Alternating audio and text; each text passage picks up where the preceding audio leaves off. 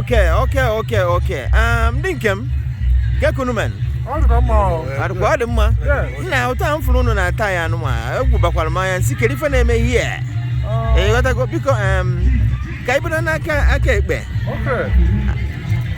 Because one I forget if he better. I found Ignatius or Greg of Former, only two. What's the Akonobu? As I can be. Tatabo Sakaraka. Munana, the mother possible. Yes. I name Umunne. Umunana, first Munne Igbofest. Yeah, Igbofest. I name once a year. Yeah. So other Putata. And the Karaka, no Budu, must say. When I did on us on our box. So now say Udo drinking. There are in there. Better never. Yeah, when I get met out, I call Ghana. He say, Chilekan were on. He said, because Open got an Ebony Cindy. You open an the progressive now, not a wheezy. I get represent what I say represent. No, the window, yeah. Because animal G5 where will never well, because I don't need so Ebony Cindy. Otune we over there and about Progressive Friends Club of Minnesota, right? Yes. Because in the morning Ganyande and Dotugi, Enachi, and I invite Kaibana boy, Igbofest at that. Of course, I did. The Progressive, I Baraba, I know Budu. Yeah. I know, I went stand. Yeah. Me and Metata, Yana Igbofest. Yes. And the Progressive na this one now for do yeah. Go from yeah. Only man and the Progressive and my window bridge where I want window bridge where Upon a yarn or if I find a man we see. Yeah. When I say I saw you see the Progressive and that better. If I get Metata. Oga Ofuma. He said, why Apotapa? I took I say Apotapa. He said, no one but I say no bottle. He said, now see we don't do it. Darren, Obeza gonna be. Because Kaiban or dog, because on your dog, in a way, Lake Bondondo. So for the Progressive too. Because Kalifin will keep Makataka and then Igbofest. I don't want to cut you short. I don't want to go on you see. Oh yeah. This Munani Kumakia, then I am organized Progressive. I mean, Igbofest. Because when you keep Kumakia, Igbofest. Yes, Afamo Onyeko Sapwe. Yeah. And you don't know when. Yes, Igbofest was a festival indeed. Yeah. And the video will do any say or Umune Cultural Association. Yeah. How were the patent rights of that Igbofest? If you go anywhere in the US, yeah, Minnesota, Umune Cultural Association when they were the rights. Yes. We allow them to use it, but it's okay. Right. All the same deal. Wow. But that word Igbofest is owned by Umune. So this year, I think it's the first one. Wow. This is that for they skip also supposed to be 33rd, 33. Right. But because of COVID, they skipped about 2. Yeah. So this is the 31st one. I hosted the one. I was the chair. More I was the chair. Wow. When May 25th anniversary 2018. 2018. Okay. 2018. And when you look at myself, when you pull on and past chairman of. Oh yeah. So wonderful organize. Yeah. Organizing things like this. Just. And the buy Anyano Nuno and Orgeba. I know that's our culture. Mala culture. They were getting which had because I photo sake even in everything. Man, even I got you so. Man, I won't supply everything, even in no all the importance. So, but yeah. Igbofest was about our culture. Yeah. You go see our culture on Igbo. Yeah. And to add, Igbofest was the biggest single ethnic event in Minnesota. Wow. I don't remember Igbo there. Yes, and in the past, both governors and senators na BST. Wellstone, given the time of Wellstone Senator. Wow. Senator. Last few years ago, the governor was here, and today is Igbo Day, signed by the governor of Minnesota. Okay, governor of Minnesota. Yes. Okay. Because, well, you know, yeah. Well, thank you so much. Onye Odogwu nke Jonye Kosako Igbo ezigbo afia. Darwin, I for no the ezigbo chata because start at the Christmas ndị Igbo na Minnesota. Yes. Yes. I ga maka osiaga and I na expect na ọ ga-aga ofuma. Next 2 hours na ebe eju eziokwu anyị ga-afia taa because onye nọ n'akụkụ ama na ọ bụ former chair Igbofest because former Igbo chair nwere ike ịgwa anyị onye bụ ya na dotusi anyị aka ka isi wee mee nke oge ọ gara aga mee na ịchafụ nwanne m afọ m bụ Peter Ebudom ka eji ndụbọ ọgaranya wee mmanụ ndụbọ ọgaranya n'onwe ya dịka nke onye masị wee kwuo mụa bụ past Igbofest chair in the year 2023. Wow, last 2 years, and 3 years. Following the tradition dị niile mele Igbofest in the past. Right. We try to project our culture to the highest level it could be. Right. And mana media obodo mana nke oge nke MLM press conference na Nigeria. I forgot and many about 6 newspapers and 2 television stations know about Igbofest. Order.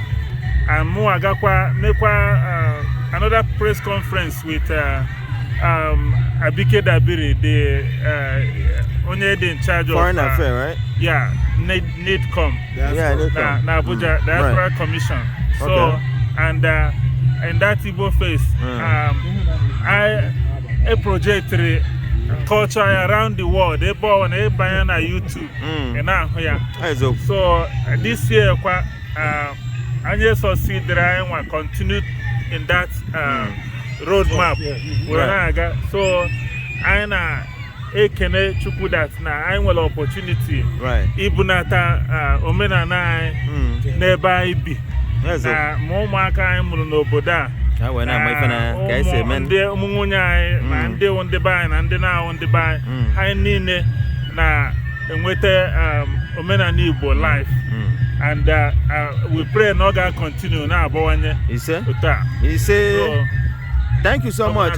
Darwin, mba unu dịcha ka ife kwuru.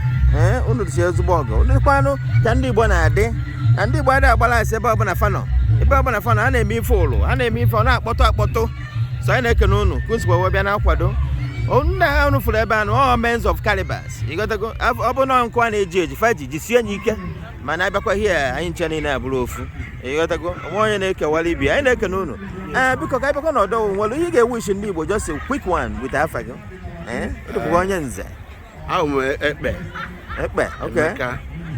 Dr. Chukwuemeka Ikeme. Akwa doctor, Maazị. From around this org. Yeah. So you know you na represent them. Mba ilu ka eme. Ekpe. Ịdachi. Ilu ka eme. Aro. Ezo. So gịnị ife eme? Complete regalia. Right. Okpueze. Right. In the past, I was secretary, former secretary. I served under Massive. So here in our car project here, uphold Igbo culture, sustain all the sustainable for future generations. And the comfort when our children now are picking up interest. They are imbibing Igbo culture, Igbo eaters. Everyone had the enthused to participate. Yeah. They learn the dances, they learn the songs, they learn the drum beatings, or drum beats. Right. Yes, better. And it's amazing to see them perform. Right. So we, my contemporaries here, right, are in vain. Right. So that's what it's showing. Anyway, all right. Darwin, no. Ka anyị kwụsị ebe a nụnwa mbọsị nta ka anyị chọọ n'Owere nchi Darun. Yo. Welcome back to NoxyB TV channel. You know, Tatabo. That's Igbofest and Ekumak. Today is the day. So today is officially Igbo Day, Igbo Festival in Minnesota. You know, as you can see behind me, on a bottle, you know, so today, I think the 31st time, and a Igbo Fest in Minnesota. You know, and with so much dignitaries that are not here. You know, even governors of the state are not here. A lot of dignitaries back home in Nigeria are not here. So today, it goes to our culture in Minnesota. So as you may have known, you will know.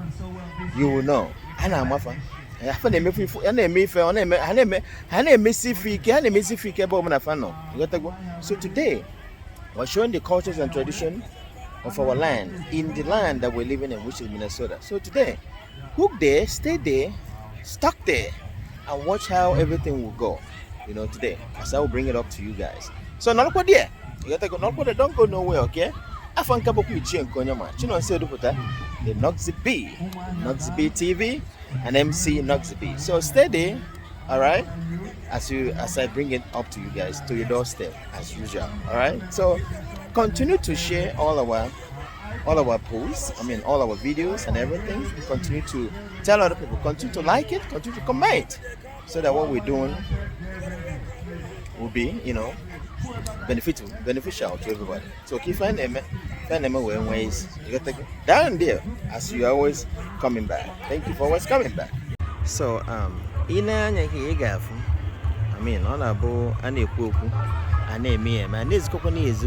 when you look here, the serene, the parking lot of Medieval Fest. You got a whole lot of people here. It's not just few people. The whole community is here. There is people out of state, you know, even out of the country. They're all here. So Unapuna is here. Minnesota today and beyond.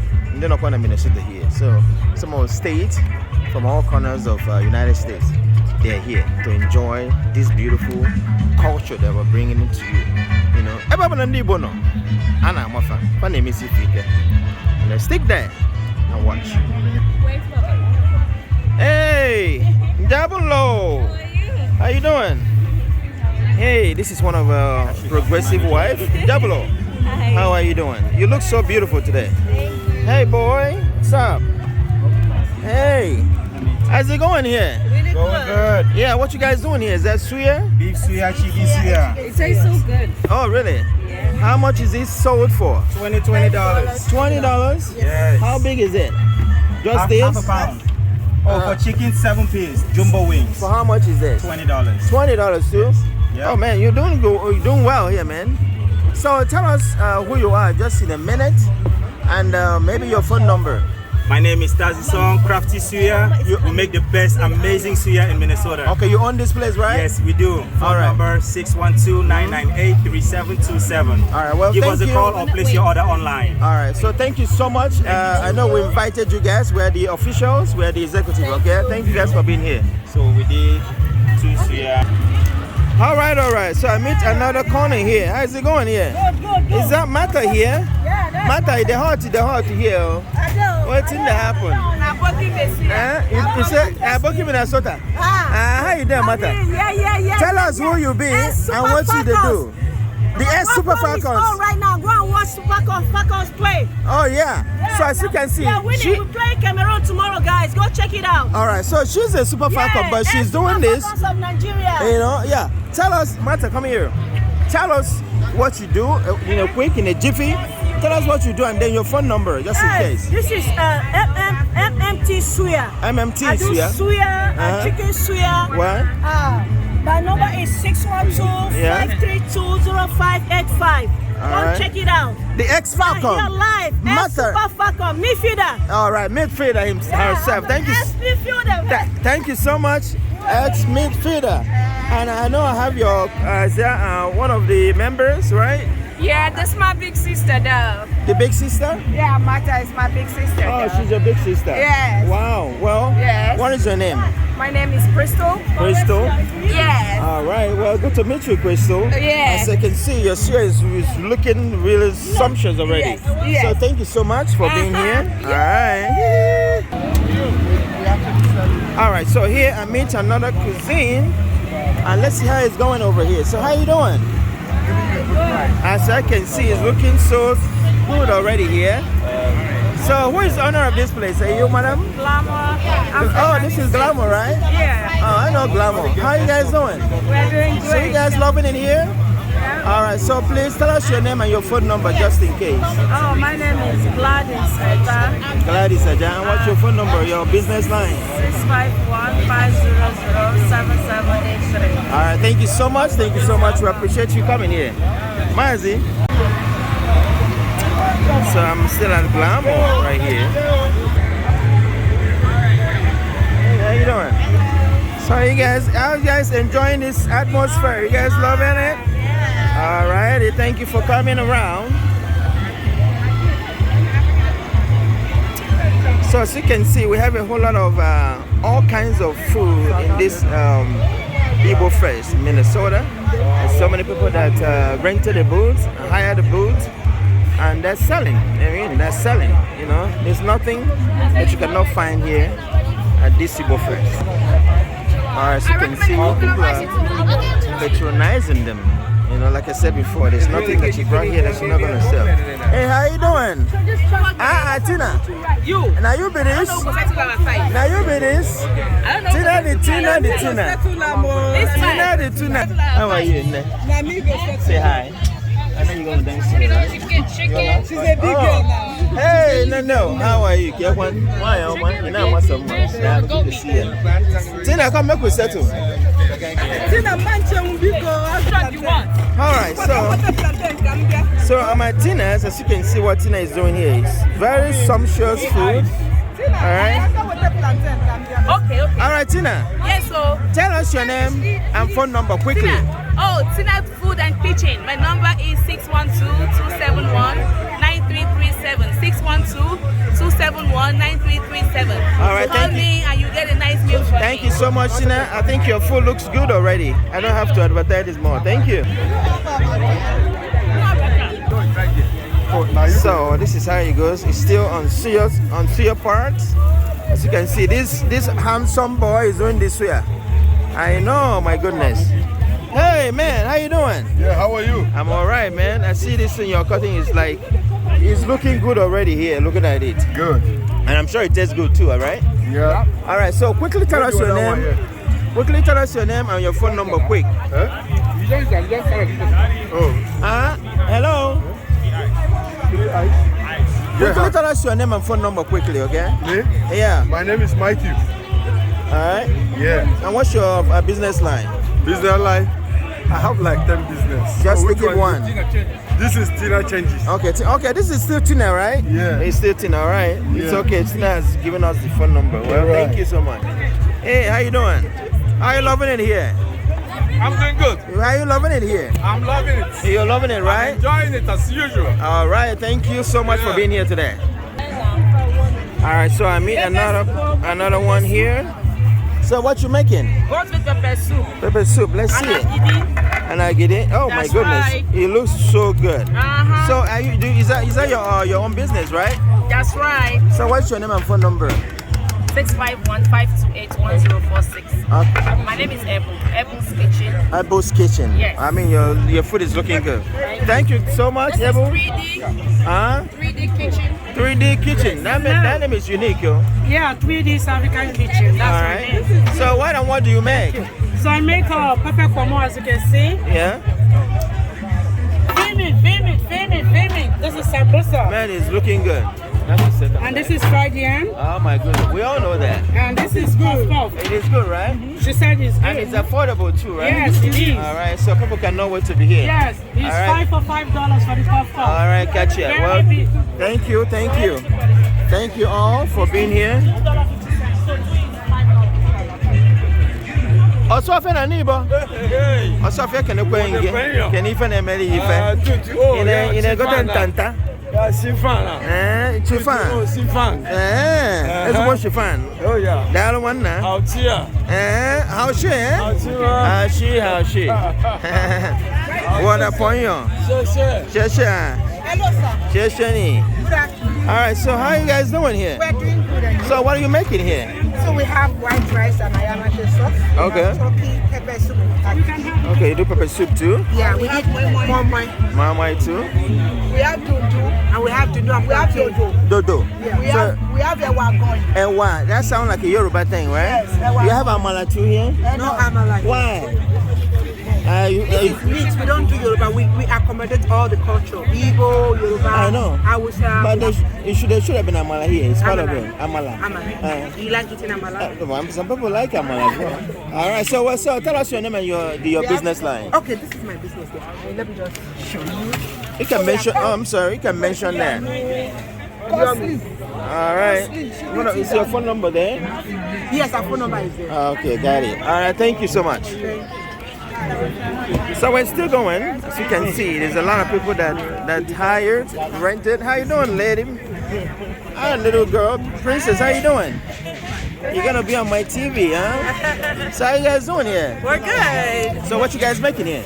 So the girls have lemonade. Oh, the girls are making lemonade. Oh, wow. We started this summer, and it's me and my sister's business. All right. So what's your name? I'm Testimony. You know what? I'm glad. I'm so proud of you for being here, trying to learn one or two things, helping your mom, right? No, it's their business. Oh, it's their business. Are you kidding me? Yes. I mean, you guys gonna grow and become rich. How about that? Yes. Well, good to see you guys. So what about you? What's your name? Love. Huh? Love. Love? Yeah. Oh, that's an awesome name as well. Well, good to see you guys. Continue to be good, all right? Thank you.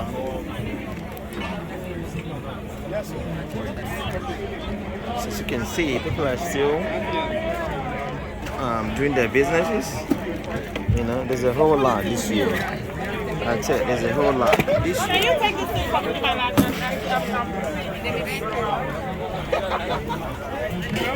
What kinds of one? Yes. Get him in. I for need to go can I need to go can mount. Yes. Yes. Because just when you keep my Igbofest, just a quick one. One day. All of everybody there. Yeah. That alone will tell you what today is. Today we preaching na Igbo na Minnesota. Yes. Eshiji ezukota. Omenala ebe ishi. Yeah. Kujere ụmụaka anyị na omenala dị mkpa. Yes. Na ịdịkwa n'otu dị mkpa. Eziokwu. Ihe anyị bịara today inwe aṅụrị asụ ụmụnne. Eziokwu. Ihe anyị zara ụmụnne ndị ụmụnne ka anyị ụfọdụ. Ụmụnne ka anyị bụ eziokwu. Ị bịa n'ọgbọ na ị ga-amụ ihe eji mkpa anyị ụmụnne. Eziokwu. Yes. So taa wo Igbofest. Yeah. 2026 na Minnesota. Yeah. Ọhịa anyị pụtara bịa ime. Yeah. Anyị bidokwere na ọ na-aga n'ihu. Darren. Yes. Okenze na onwe. Onye ma. Ngwanu. Ị na-eme ọfụma. Daalụ. Ngwagwana anyị ezi afa gị ọnụ. Ihe eji mara m Oke Osuọha. Oke Osuọha na onwe. Okenze 1. Okenze. Minnesota. Darren Okenze. Thank you so much. Yeah. How you guys doing? Good. Yeah, well done, well done.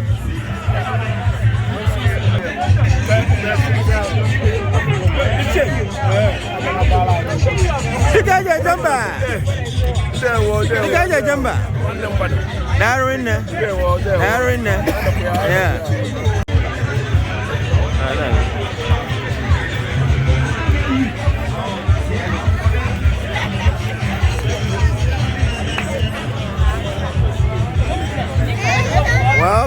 Welcome. So this is the 31st and Igbofest 2026.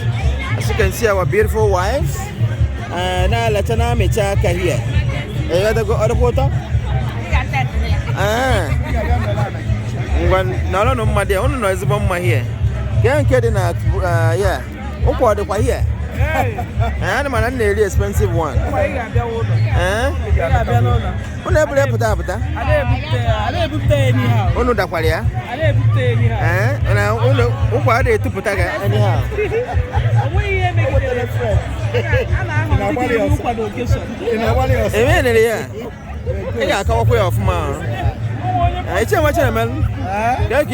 Ona abakwa. Nwa agụlụ. Agwa na aba. Agụlụ bụ na enyi na mma. Agụlụ bụ enyi na mma. Na kwa diokpara dị ya. Mba, so to diokpara nna kedu. How you doing? The wave. Say hi. There you go. Thank you. So after one here, as you can see the height, all the way from Texas, where we're here, you got to go Austin, Texas. If you know the Austin, all the one I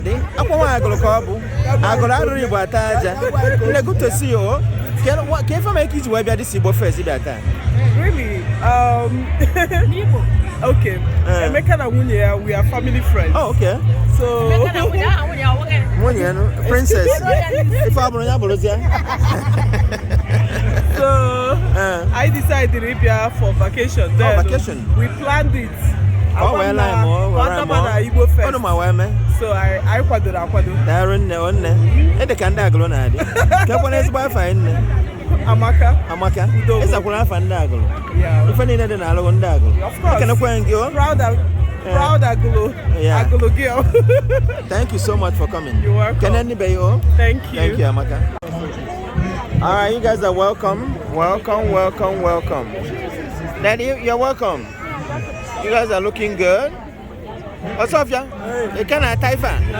Why not touch you? You cannot touch you. Oh, you don't know how to tie on.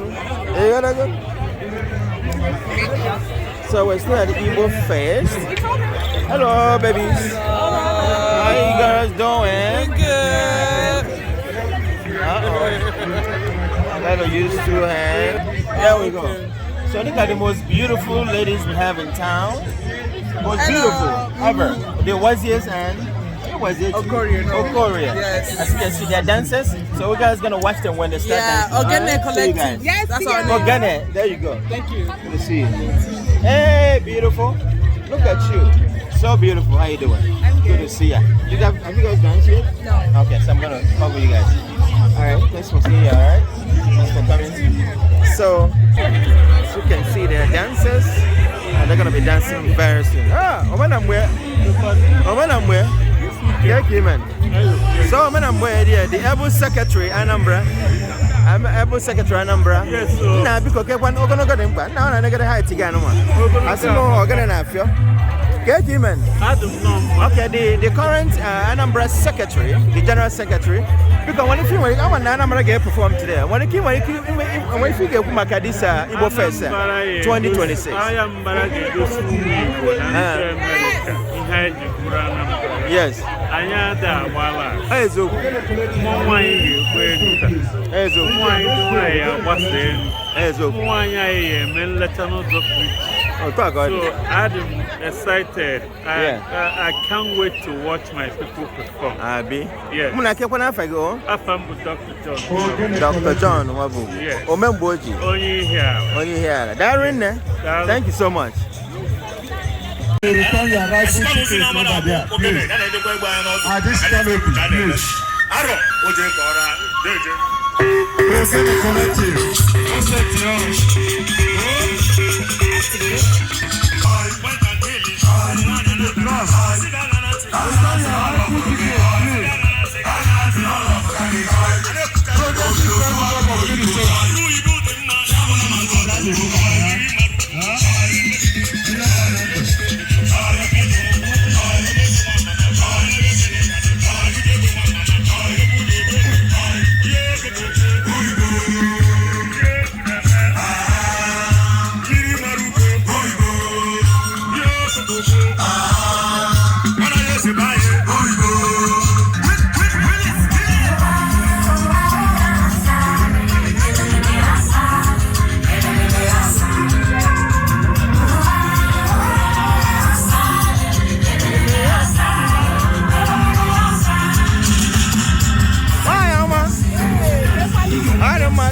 Good to see ya.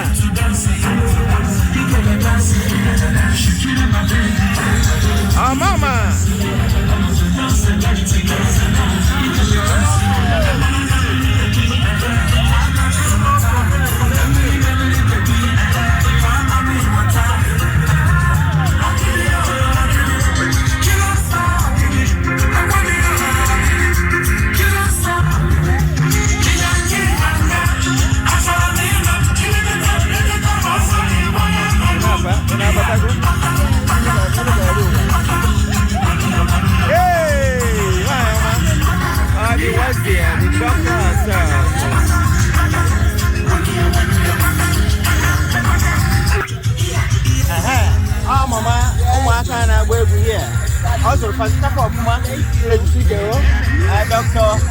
Dr. Chinwe was there. Darren, how many someone? Good to see you.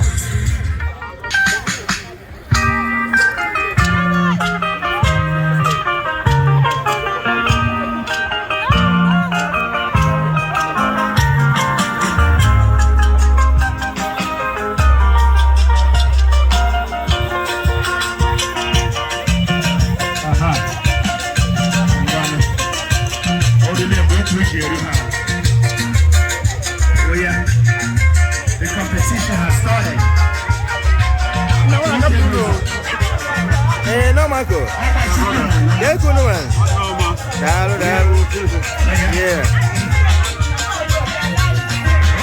Well done, Mama. Well done, well done.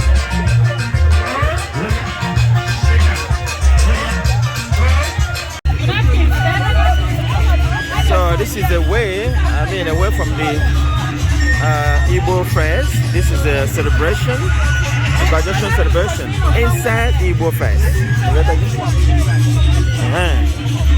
If I didn't anywhere,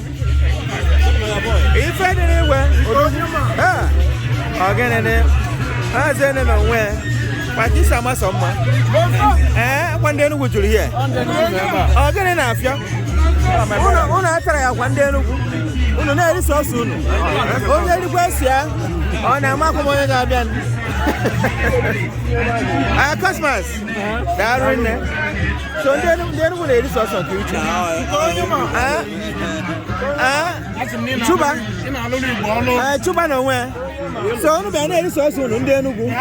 Ife de n'igwe. Ife de n'igwe. Na malia there. Okay na kwangi. We de n'igwe na akpata ori na enyi igwe. Na ke go say agapon here. Dalo ni here. Ife de n'igwe no uzulezu anya. Unuzulezu here. Sequential. Sequential ke fina. Uma no na emeta abacha mma.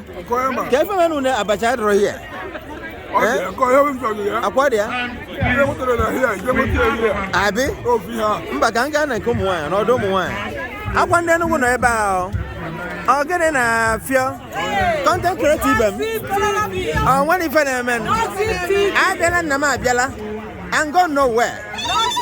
O gene ya but o gene oh, Chineke, what an I yes. I'm a nigga no here, no here, one of you got no here. If I bought don't de nugu. One and dozen or another in the Enugu State.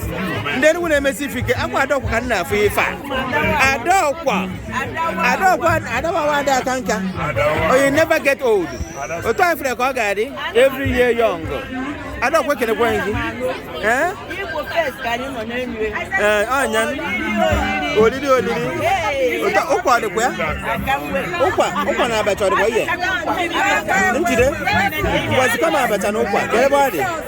Okay, I can you quiz of body. Die for an order. Darling. Odo don't want. Can't I mean? I don't go so in a different area. So gay. No poor dog is who? Can't I mean? Darling, dear. Bound to okay now. One. Our senator came one. Governor. I can't senator. Okay, I'm going to win. Oh, yes. Okay, can I go? Oh, you first kind of there. Yes, sir. You do it. By the one I did. It is what I Darwin. Okay, said it. One mother. Thank you, man. Darwin now. Darwin. One no where. What I know, yes. Chief. Over the chief. Over the chief. Darwin. One the dollar there. Yeah. They're not in one. They're not in one. They're not in one. Oh, nowhere. Oh, give me a minute. They're in the day. I'm not going to see if I want to go on some wood. I'm not going to go. I'll show you. They're one them.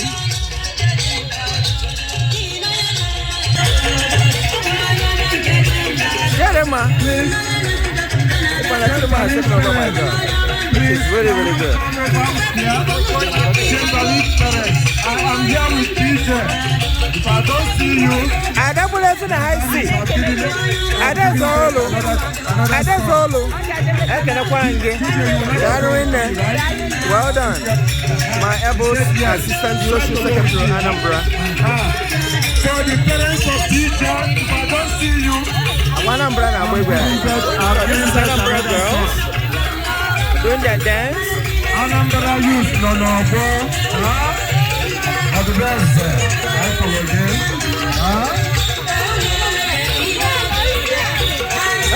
Timothy, get him, man. Well done, Timothy. Madam Sasha, can I find it?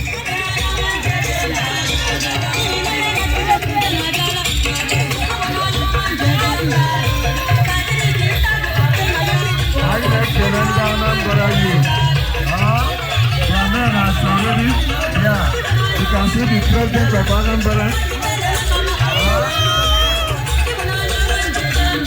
Ọba nọ n'ọgbọ, Nonso nọ n'ọgbọ, Nwanne mmadụ nọ n'ọgbọ, Ọgbọtụlenyi nọ n'ọgbọ, Anambra, ụlọ zụta eme. Ọkụ ọma. Onye gaba? Umebe no we. Dalu mebe. Aso. Waka je jamba.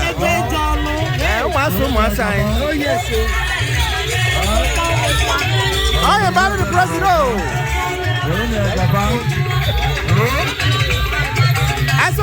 Yes, sir. Well done, well done. I'm Maria there. Parents of this boy to come to me, please. Nobody the boy is hungry now. On the best. Please come to me. Well done, well done. Hi, Oma. Get you, man. Good to see ya. What Anna is it? What Anna is it? What Anna is it? Oh, you're kidding, man. Your compass.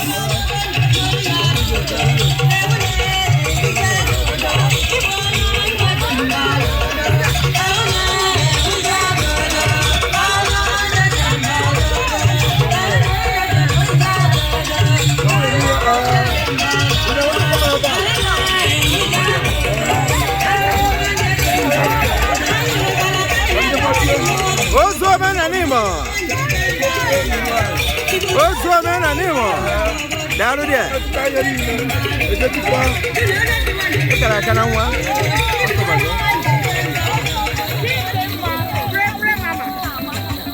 Why, Oma? Get him, man. Good to see ya. ICHIE one. What was it? Before I'm done. What can I do? What's going to keep him, man? I can't, man. Ada Anambra. Chadika, well done there. I can't, man. Chadika. DJ, we're not hearing you.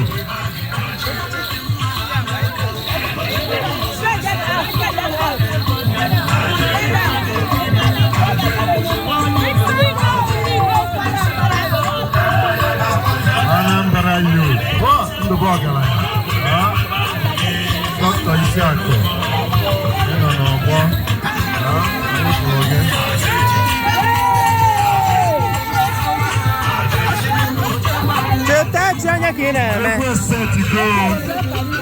The boys are coming in. The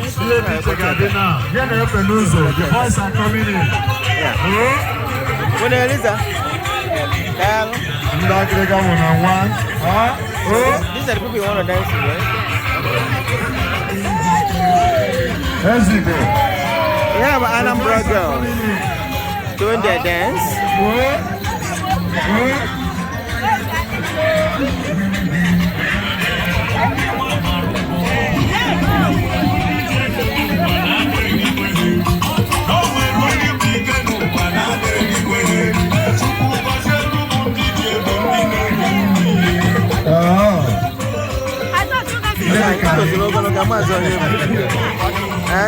The 50. The Okonkwas.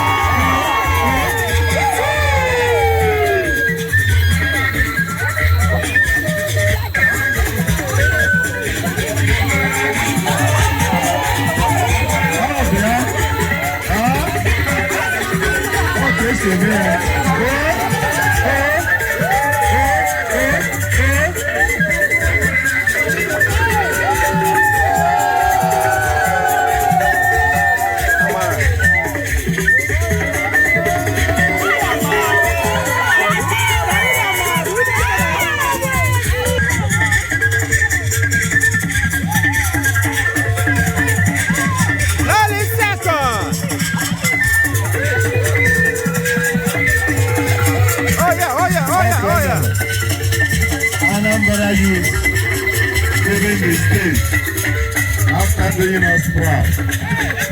Hey, Jalena, what can I know? The Lion King! What can I know? I saw the wood. I saw the wood. Oh, yeah, man. Amanda Lisick. Show me. Your compass. Take that one. Well done.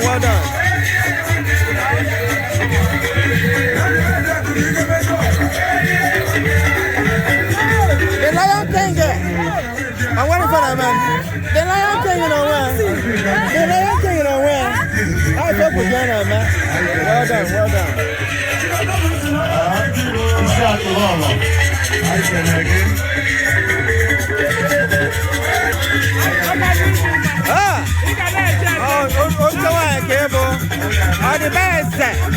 All the best. I dance solo. Oh, what is that, man? Oh, this. I learned this step. Dr. Giro come for. I saw for the guy named here. Oh, what is that, man?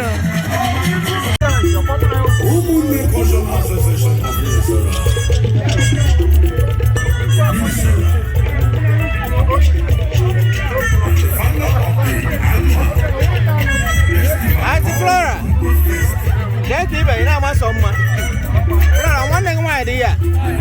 I'm not boy tell. No, you're welcome. Please, can you go right there?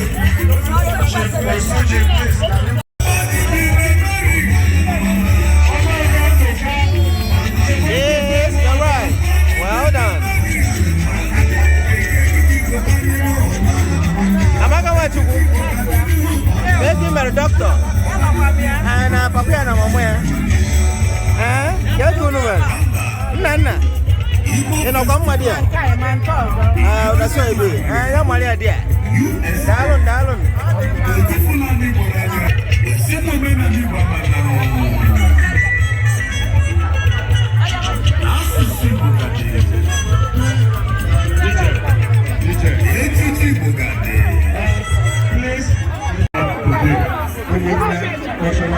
Kendo to the Anambra now. I am on Anambra women on here, and they got to do what they know how to do best. I saw the Dalun. So the next gonna be iPhone woman. How you guys doing? Well done. Doc nowhere. Dr. Chia, get him. It's a bad road. Why am I so much? I'm not going to see again. If I put a little. Oh, yeah. Let me see that one. Yeah. Thank you. I want him to him. That one.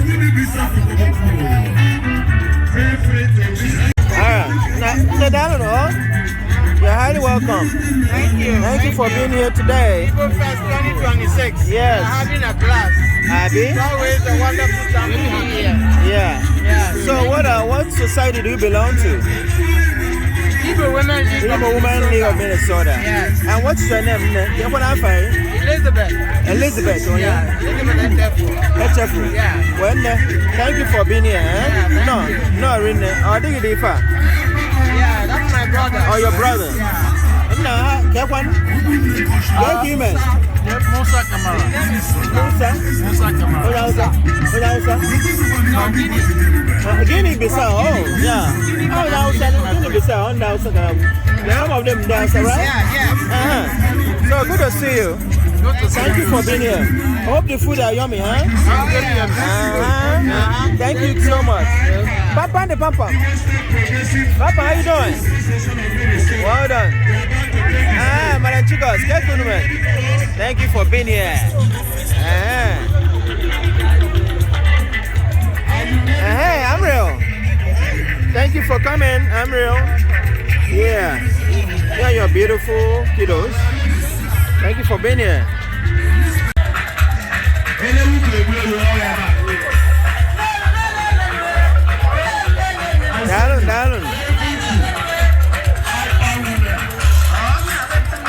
Down.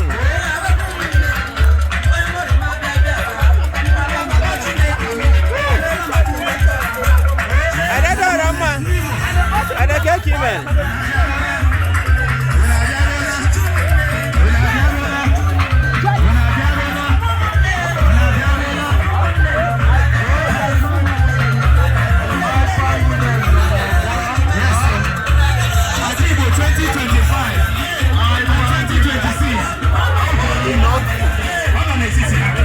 Well done.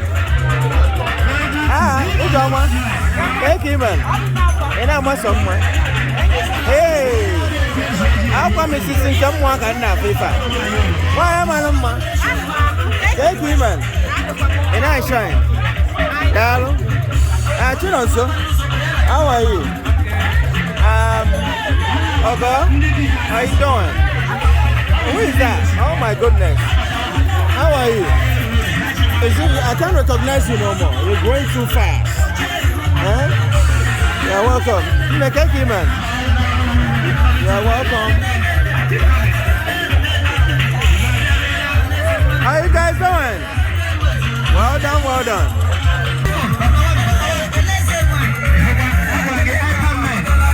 Up on the IPAM, the Igbo women on the stage.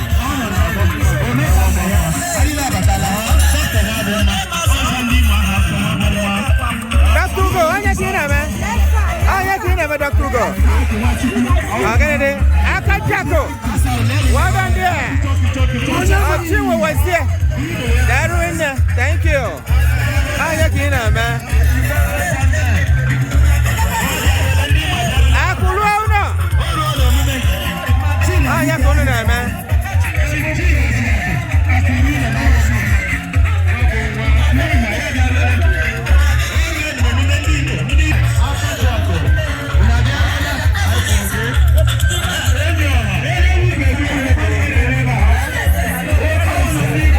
Daddy, whoa. Well done, sir. Akuluona.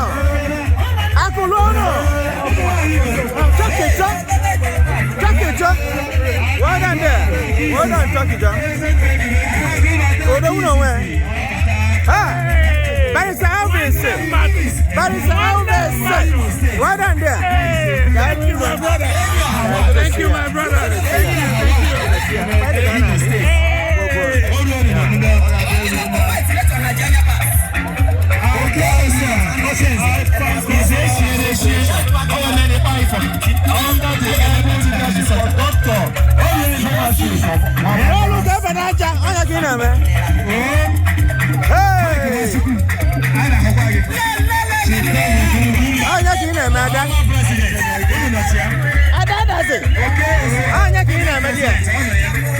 Well done.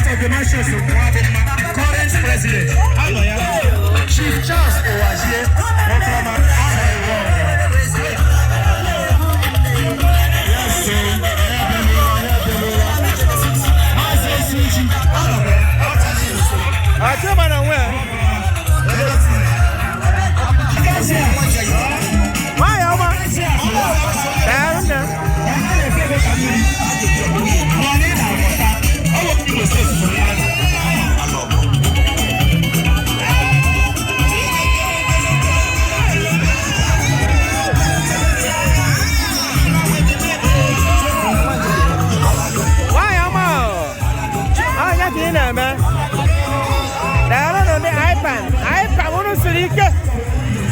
NoxyB.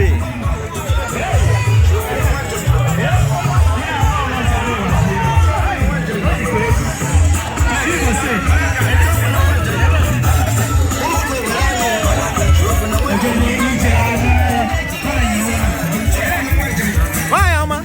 Yes, sir. Hey! No, Sukalata, when you know? Yes. Go to Melon. And I shine. Yes, sir. I like you know. How are you, man?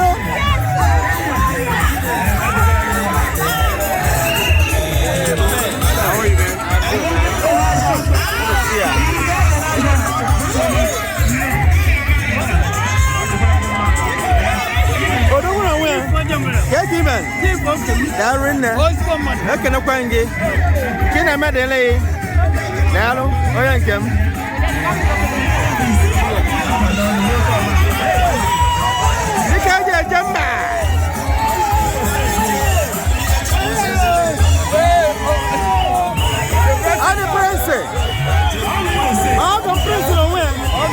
I can find it. The prince himself. I go Jabba. I go Jabba.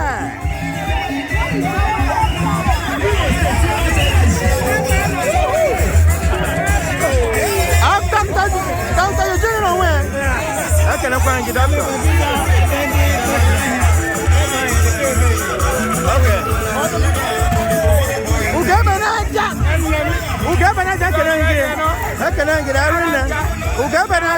Thank you. Thank you.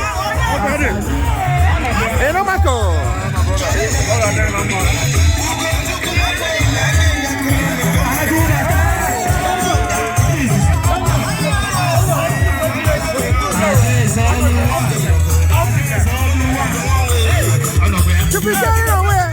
Wow. To be carried away. To be carried away.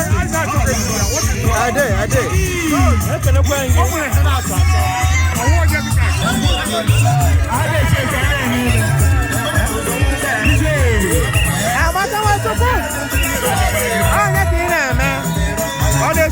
shake. Oh, NKEONYEMA. Let's soybean. Igbo State.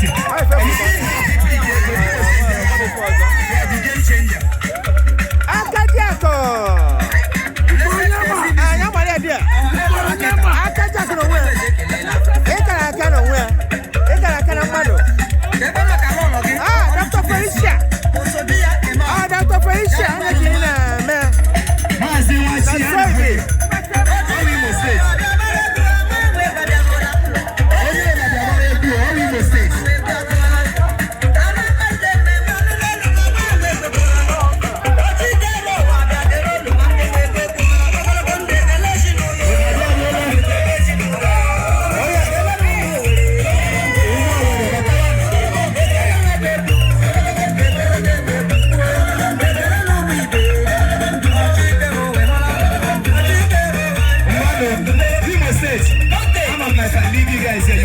Tomorrow, and he will never die. We are 2 more minutes. 2 more minutes. 2 minutes.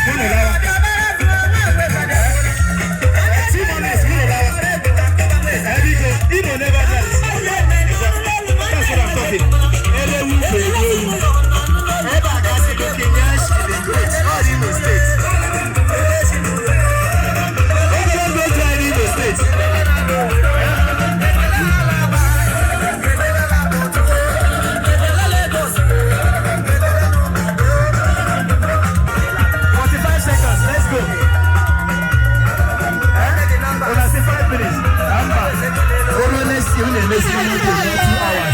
Ladies and gentlemen, Igbo never dies.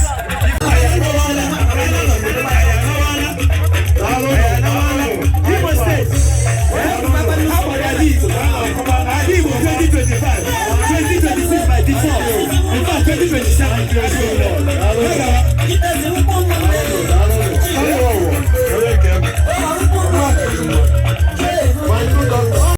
It's our chant, it's our song, so we encourage our people to do that.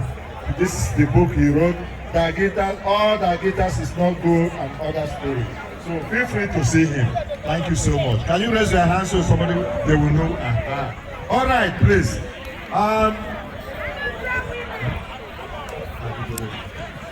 So this is 2026 Igbofest in Minnesota.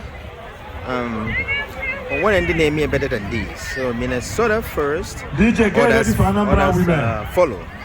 So after Minnesota, no, the group just hold on a little follows. bit if you are ready. There's nobody that can doubt that. You gotta go. So yeah, as we goes on, that's how we, as some food, we're gonna be bringing it to you guys. So I'm trying to mix this with Igbo and English so that people that won't be able to understand Igbo to also follow suit. Okay, but we'll be speaking more Igbo because this is more of Igbo thing, Igbo tradition and culture we're celebrating here in Minnesota. So I'm gonna be speaking more Igbo as we go on, as the event unfolds. Oh yeah, now I'm going to one day as we bring everything that is happening today to you. So today is 8th of August 2026 and we're bringing out to you the way Igbo celebrate their cultures and tradition in Minnesota in USA. And Mbazi Juno. Mbazi Juno. How are you? I can acquaint you. Thank you, man. I'm going to wine in a neighbor. Hey, I can't get one kiss a money. I want you. Everyone walking. I was a gig. Mbazi Juno. Because can you figure why the organizers of this Igbofest of 2026? Ibo basically. Hey, before my Igbo. How is it? We back and do it. Right. Now, Igbo can do it. How is it? So, you're not the bubble on a man that I want Igbo. Yes. That I'll be proud of Igbo. Yes, yeah. That one. They're in there. But you know, when I hear the wife, I want to. Oh, we have more Chief Anyog of Uzakari. Abazojiolo, one. There in there. But you know, I'm on a caba and the one you touch in you. I become just chicken. I walk by and look at wine. Okay, I can't one day. I don't go to Nadi. Very beautiful. I don't know. Okay, come with your proper. As CJ Jemba. I'm gonna day. Okay, one. Okay. Suya, you like suya? You love it? Delicious, huh? Is that the best food you like, or is there another thing? It's the only thing I tried. It's delicious. Okay, do you like jollof rice? I'm not sure. You haven't had it? You had it? Rice, yes. Hey, that's what I'm talking love about. That. All right. So do you love it? I think I was pronouncing it wrong. You love it, right? So you know what? We appreciate you coming here today, okay? May we know your name? Julie. Julie.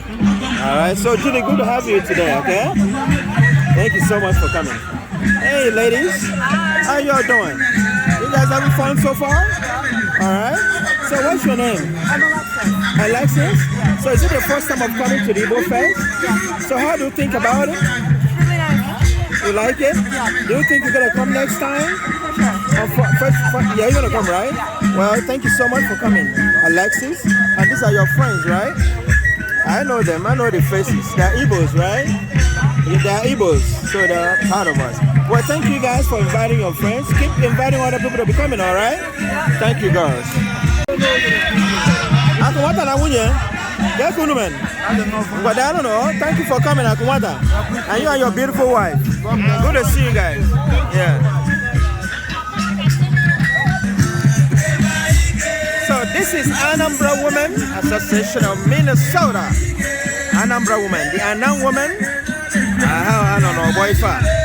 Then before my guest say, oh, Buzago. Ah, you're kidding, man. Oh, you're kidding, man. Chinya on Quacha. I'm gonna do. Chiwa. Oh, you're kidding, man. Uduma, electing, I'm not going to, man. I said, oh, you're going to, man. I saw the I'm gonna do. Nabundo. I'm gonna check on Siana, man. Hey, Alisa. Down. Thank you all. Thank you.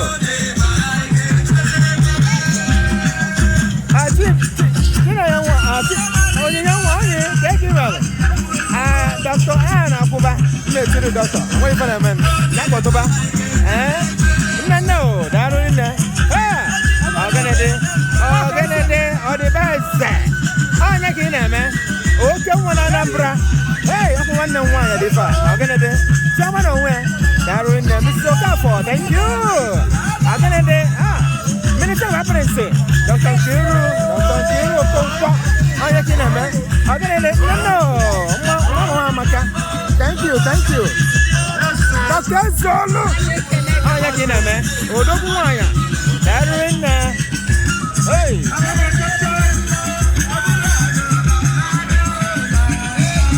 So our woman knows how to do this better. Nobody does it better than them. There they go. So when was the one idea? Charlie can on where? What is somebody who wants my Charlie can what on there? Oh, yeah, man. Adanambra.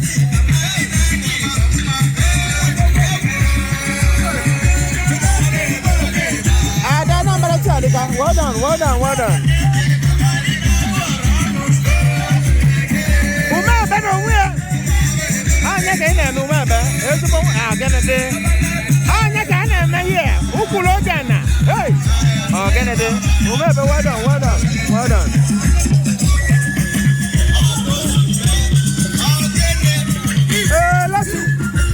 Let's take it in, man. Oh, yeah, man. The second.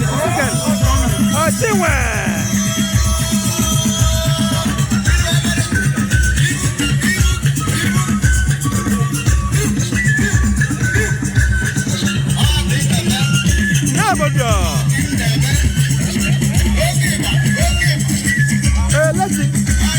Oh, yeah, man. Oh, yeah, man. Let's see.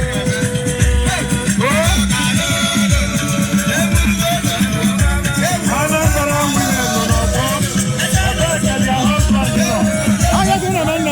You see, there. Well done.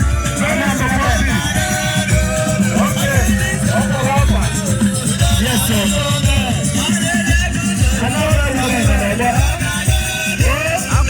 Women differ.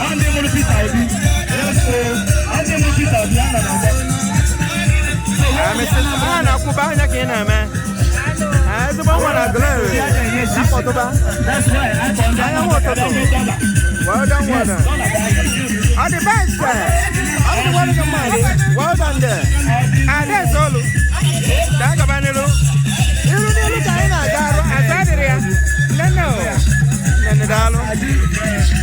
I don't come for well done. I don't come for well done there. Precious.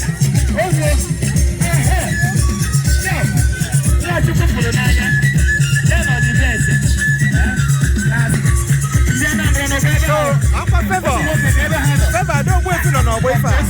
Then I'm a man, Lord, is shackled. I'm from zero. Hey. Dr. Henry. I'm again, my doctor. Dr. Henry, no way. Thank you so much. Thank you so much.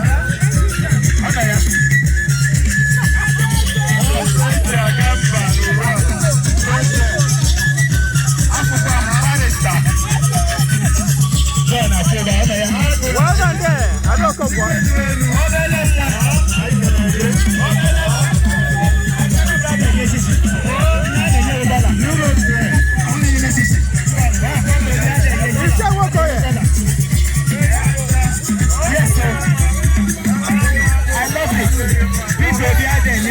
Because Shishi does not exist. Shishi does not exist.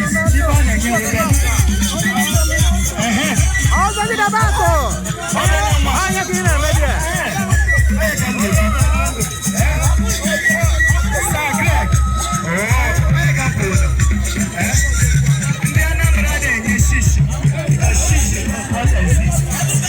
Barista Jana Kuba no where. Barista Jana Kuba. Ekele kwangi. Darwinna. Ese kawana. Well done. Ade. Chinoya wow. Chinoya nyakina me. Ukulogana chinoya. Ukulogana. Ebia nyakina me.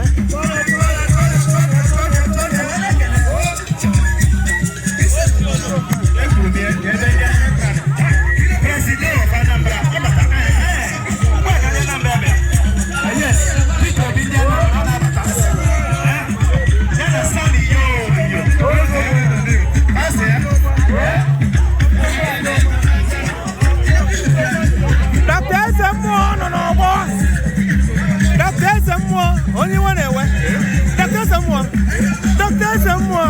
again. Don't know where the doctor himself. Oh, boyfriend, the president. Oh, boyfriend, oh, boyfriend, oh, boyfriend, I cannot find it. Well done, there. Oh, boyfriend, you can't wear. I cannot find it. You know, me for the man. It does go on. It's only about nowhere. Only about nowhere. The able president of Anambra State in Minnesota. It's like an one. It's a good kind of day. You gotta go. Oh, don't come like a more. You can. Darwin. Only about the president.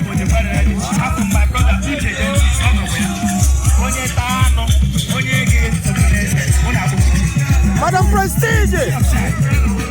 Madam Prestige. You don't put on your kid, man. Oh, you're doing man. Anambra women. Upper house. 2 more minutes.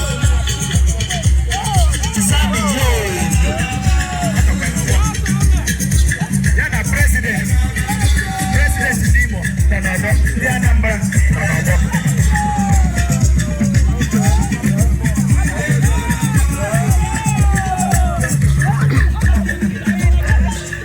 Doctor, someone on where?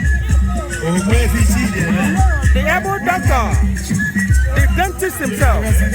Doctor, someone. Okay, no one. Oh, don't walk it.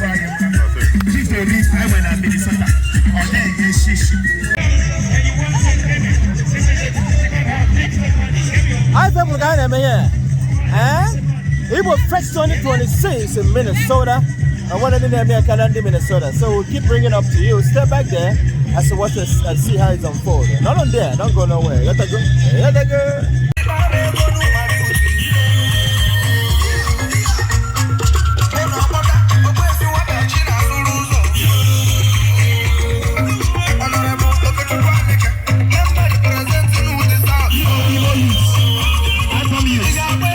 That is by extension, Imo State.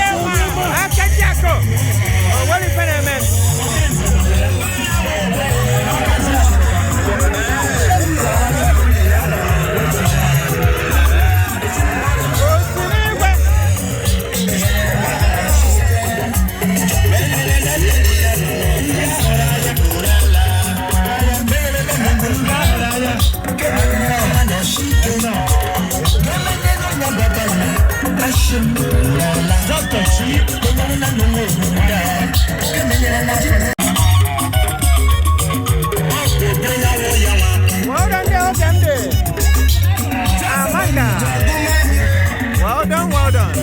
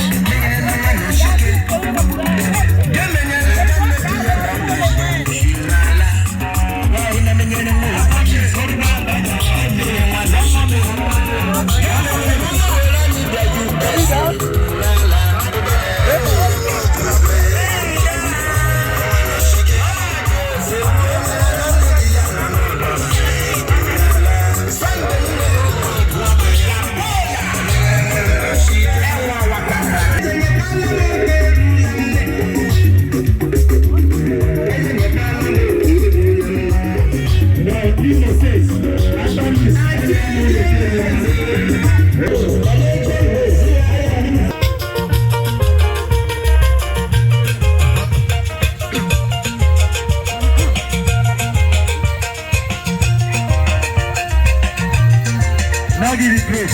Okay. Yeah. I'm going to more than them. As what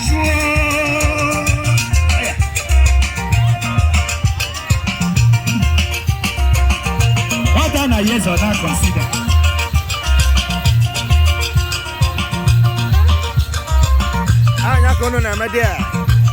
Well done, girls. This is the time to burn all the calories. Get your steps in.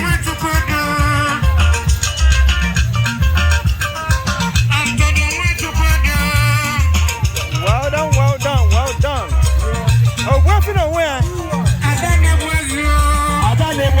Favor, I don't come for. I'm a precious, right? Who's on? Who's on? Well done there. Oh, weapon on where? Oh, yeah, get it, man. Well done there, weapon.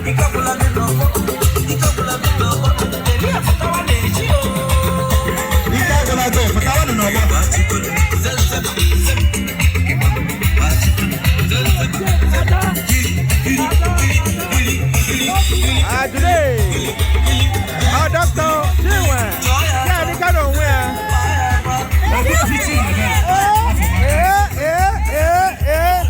Josie, I'm making a Josie. Well done there, Josie. Well done, Josie. All right, Chadika, well done there. Oh, get it. Come on, can we find it, man?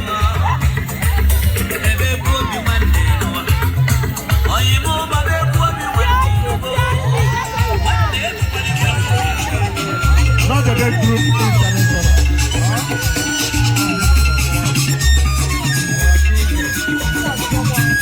Come on. Yeah, but that's what they want.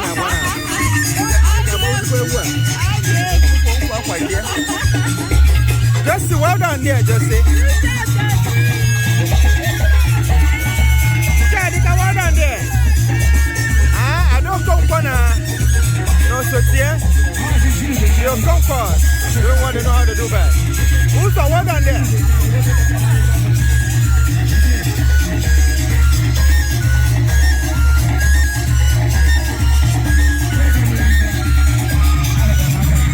Well done, Chadika. Well done, Delta.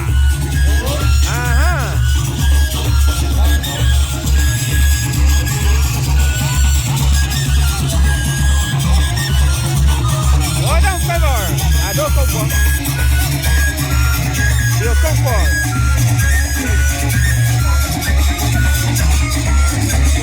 I'm for precious.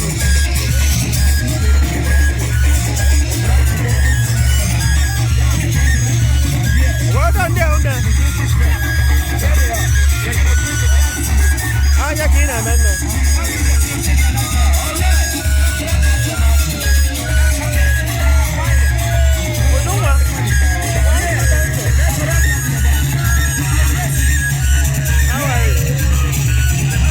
Ah, chama ya kina man. Ina kwa kwa.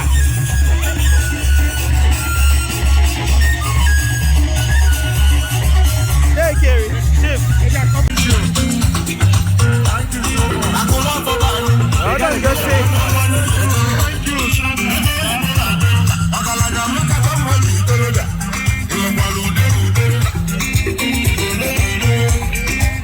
Well done, Ojungwa there. Appreciating your sister.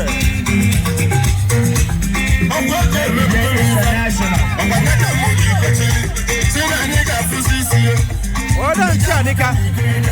Again, I'm getting a man there. Who get him? Well done there.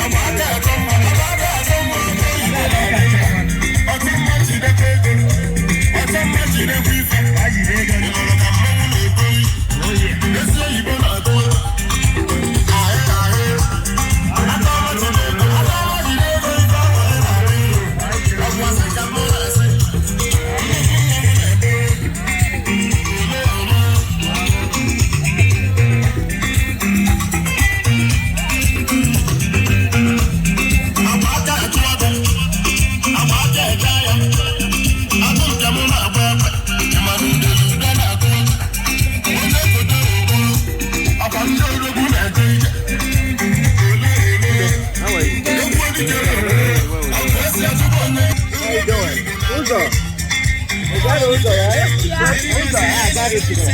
How you doing? Hi. Oh, yeah. Good to see you. You can. Thank you today. I was supposed to, but... Uh-oh. It's okay. Right.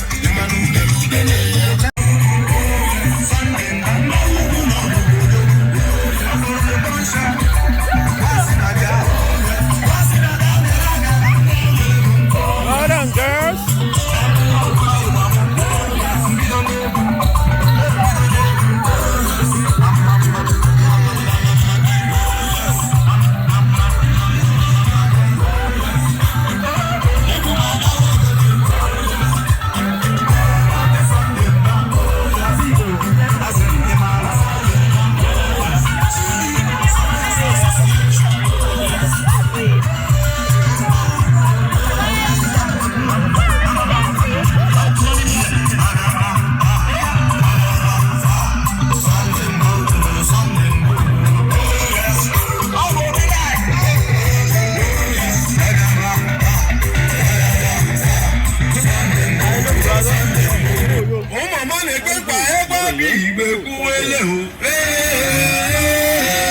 Thank you so much. Thank you. Thank you. I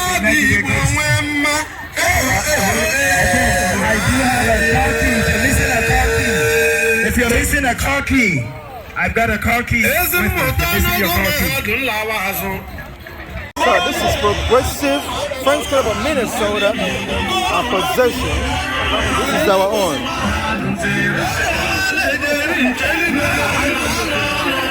As you can see, this is our own.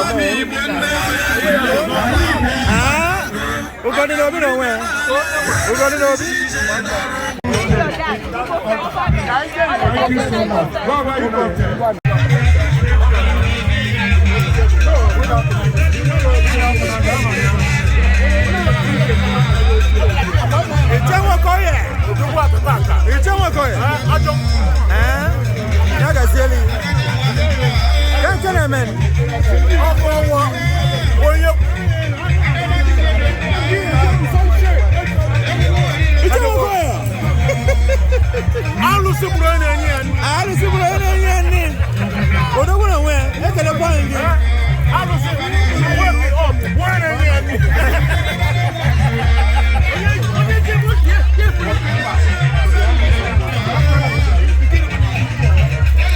So this is Progressive table.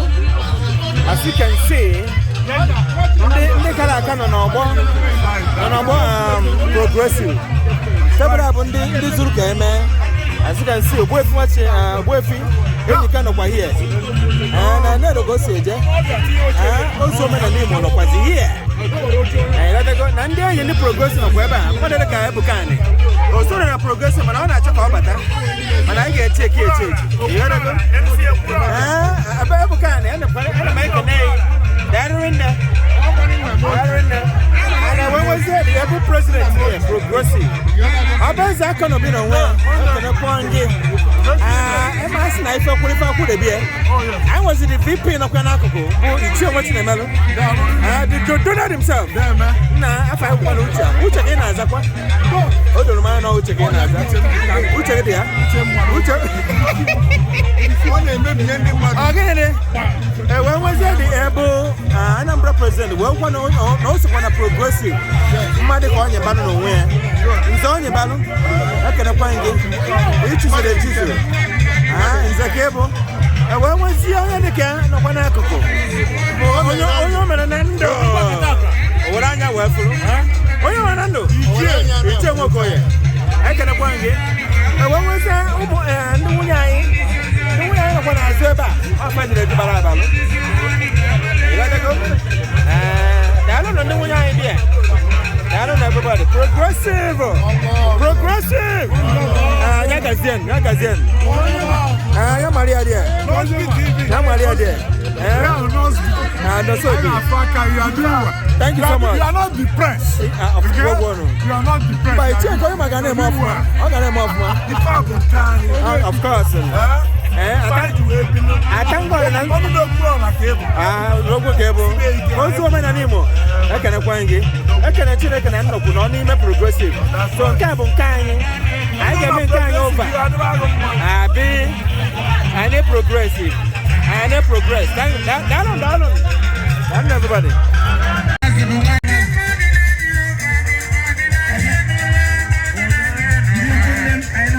And then, no man here. I need it. And you're my friend. You're just taking a member. What are you doing here?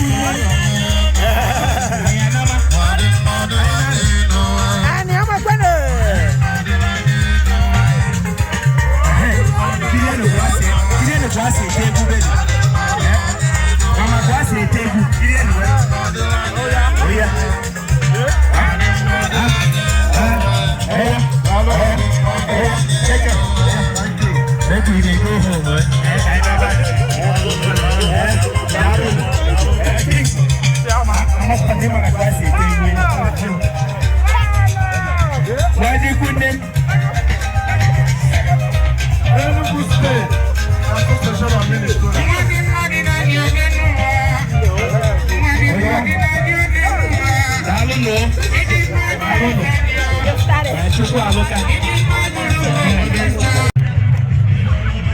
So it's still going on. Igbofest in Minnesota 2026.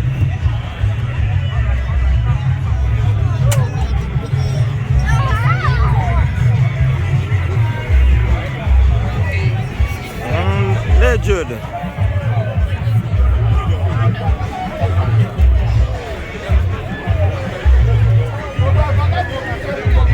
Ona azuka baza.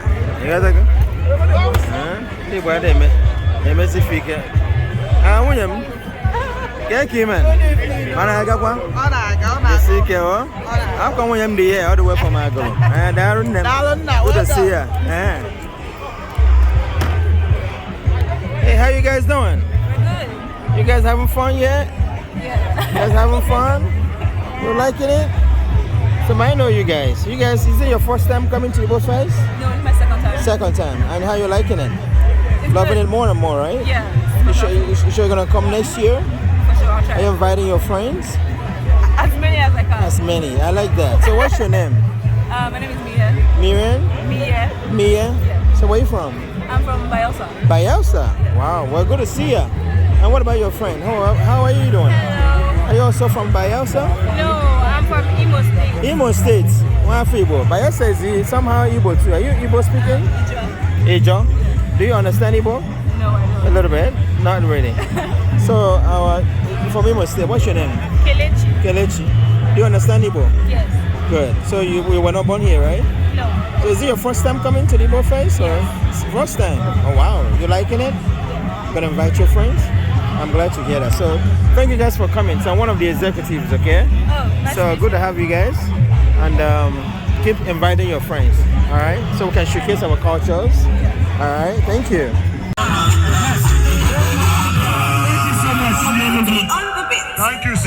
Thank you so much.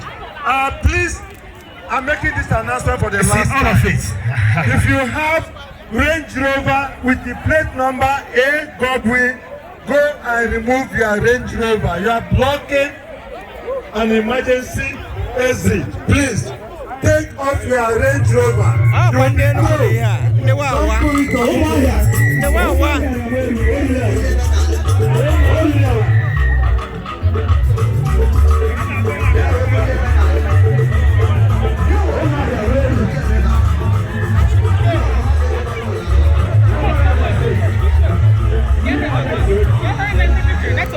Oh, the children don't win. I don't know the Ghana day. Looking so beautiful. You guys are looking good. The Enugus, the Wawas. The Wawas. Ono kana one. Oh, Wawa this Enugu dite. Okay, Enugu. If I'm going to tell one. Ono table one. Okay. Enugu one. That's all I know. If you cannot be in the Cotonou, I am the problem.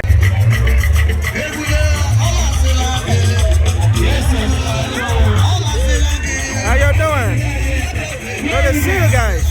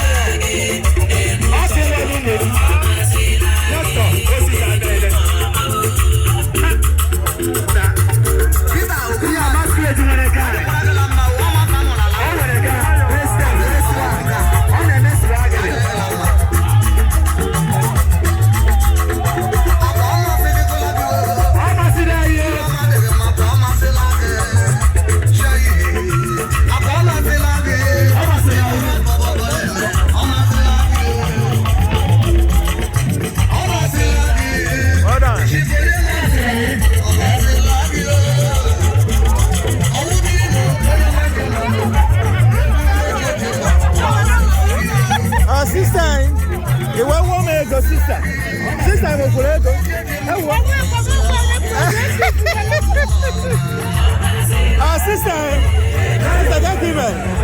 Good to see you, sister. Thank you. Good to see you. Yeah, okay.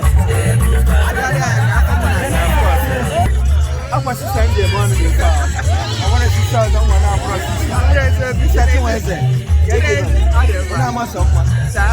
Celebrate sister. In Minnesota. You're welcome. Thank you. Sister, well, I'm a beautiful sister here. Sister, you can't give me. Okay. Igbofest people. Yes, sir. Minnesota. Yes, sir. That's all it is. Sister, welcome, man. Yeah.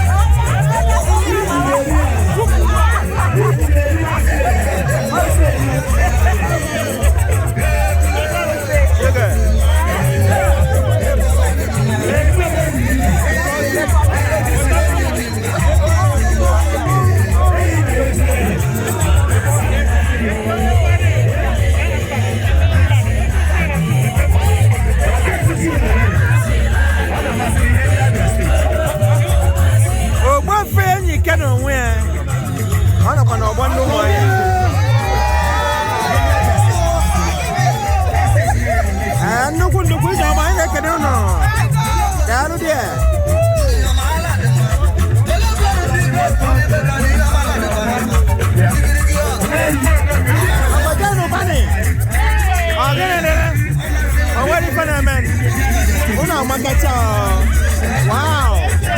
Well done, well done.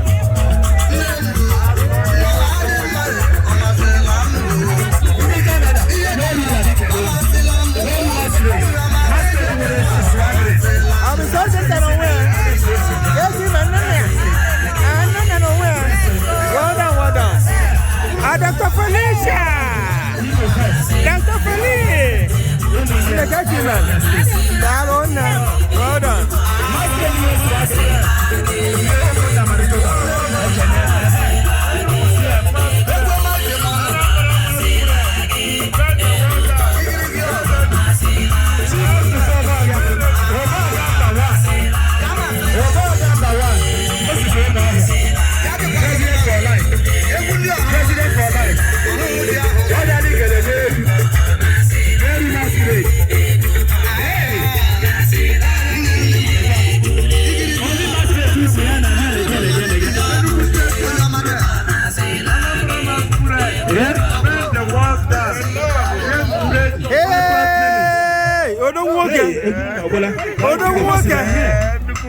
Get him a one. I know. Hey, Papa Kisabia.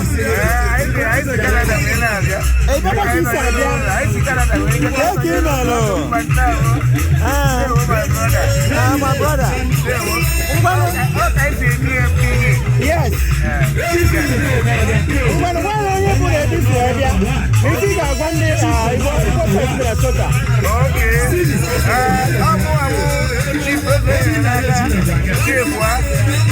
I don't need to. But where you going now?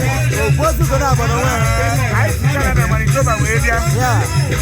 My president is here, my current president. Yeah. I'm more Canada. As the president of Igbo Union. Yeah. I want them to people. Yeah. Every year. Yes. I know now I want to. I do the work. It's a break here. I know the work I will do. You never did. I am one. Thank you so much. All the way from Canada. And I am here for Quaro. Darwin, what do I go to say? You know, when I go to Canada, Darwin,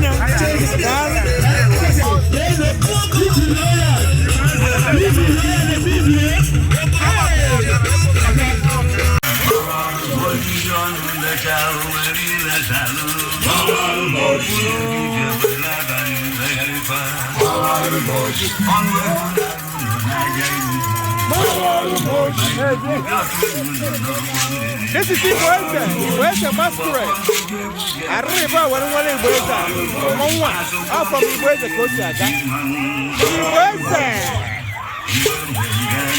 Oh no! What's my one of Igbofest?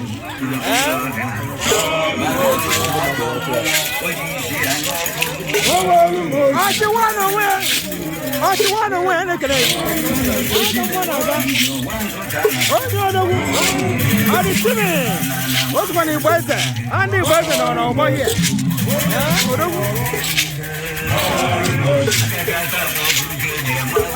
What did I say? What's when he was there? What's when he was there? You got to go? Go to back. Oh, what if I don't know where he was there no more. I want to go people. What's when he was there? What's what?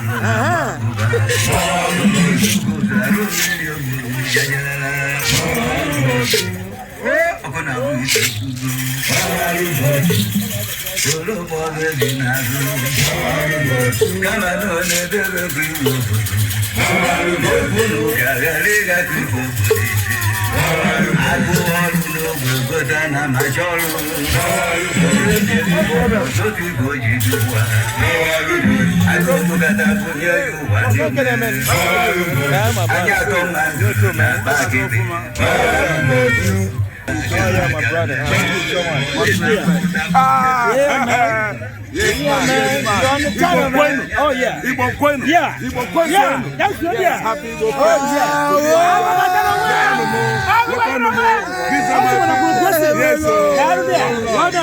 Well done, guys. Well done, guys.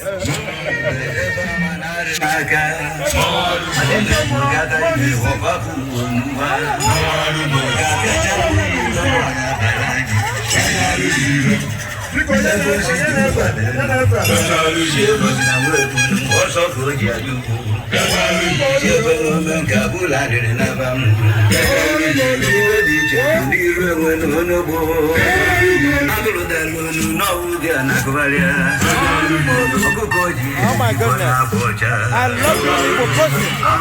I love the Igbo person. When I'm I don't know why. Hey, look at it.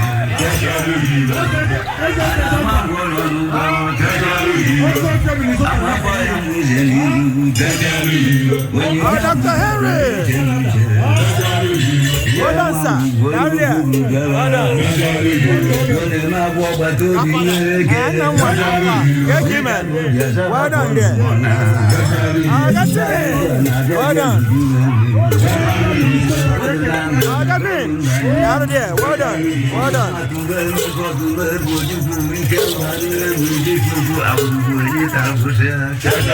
Oh, you're the way. Well done there. Well done there. What's up anymore? Well done there. Well done there. Down there.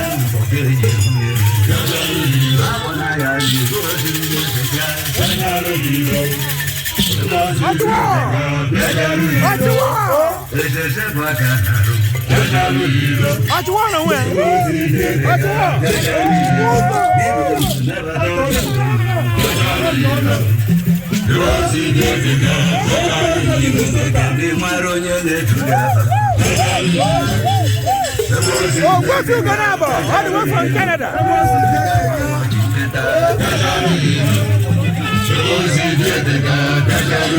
Oh, what's you gonna have?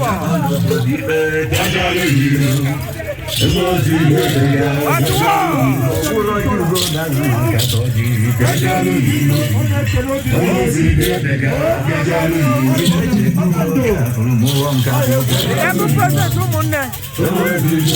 present thank you so much. Well done.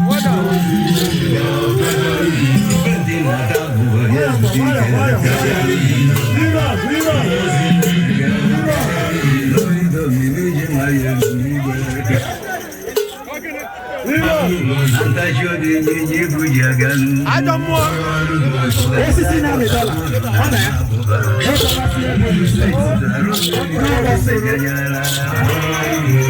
This is in Arizona. This is in Arizona.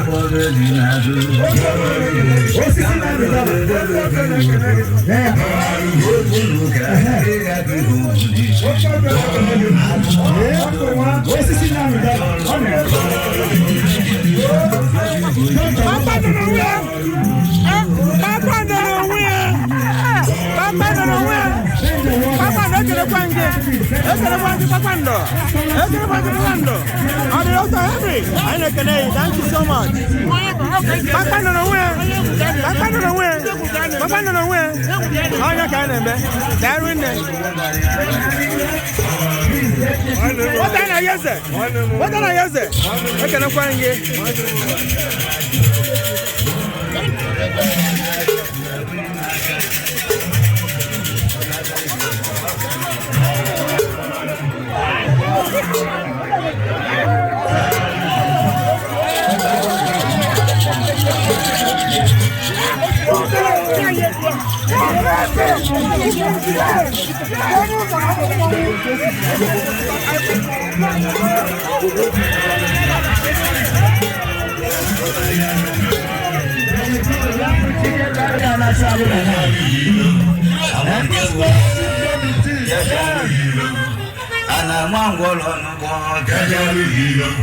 I'm a fire musician. When you nyamala do ni chemuje.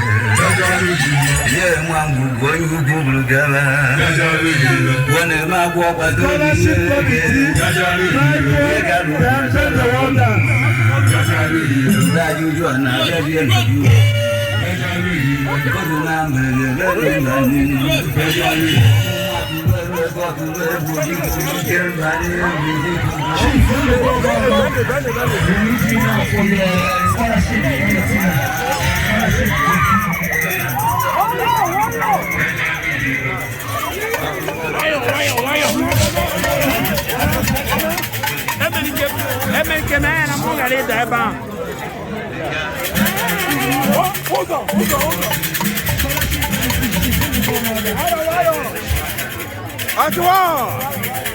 Well done there.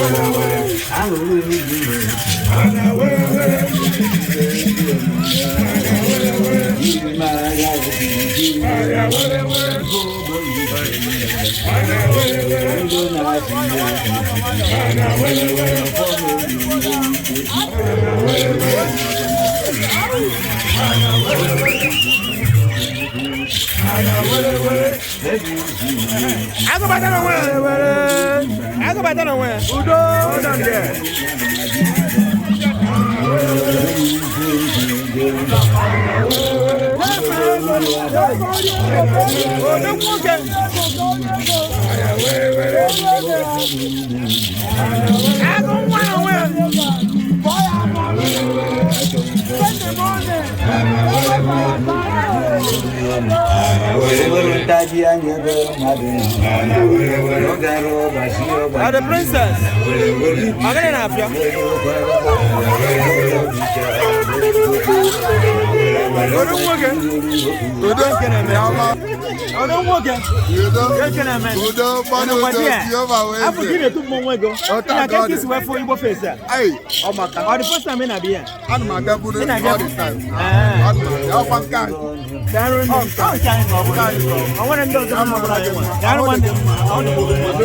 Thank you so much.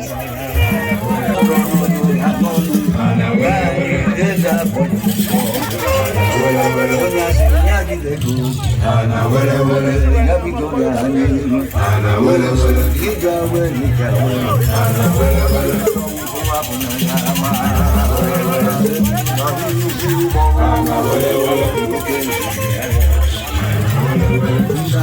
you doing? Well done.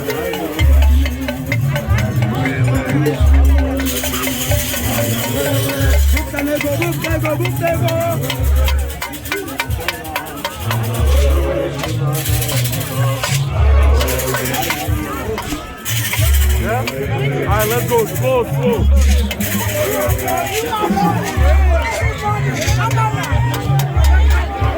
I'm Monda Nambra.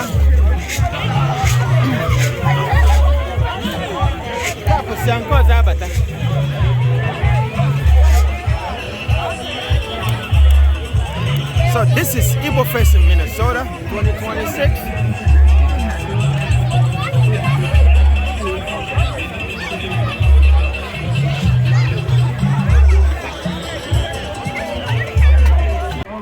So this is Umunna Cultural Association of Minnesota Cultural Dialogue Workshop. As you can see, so this belongs to Umunna. As you can see the art, the musical instruments and all whatnot. Raffle ticket, raffle team, raffle drawers will take place in about 2 minutes. So as we also have a bouncer here, no movement to the camera. We have a bouncer. Bouncer the gear. Go my kind of day with you. Now I'm jumping if any then I go for man. You got it? Oh yes, so yes.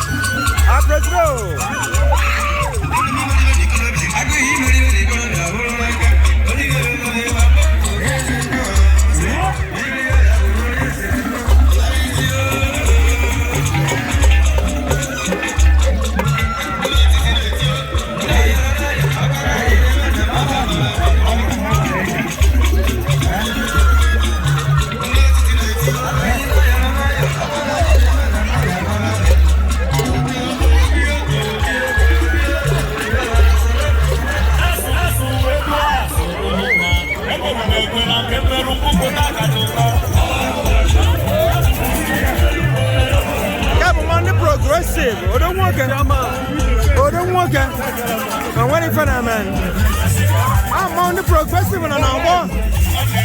I'm the progressive after I don't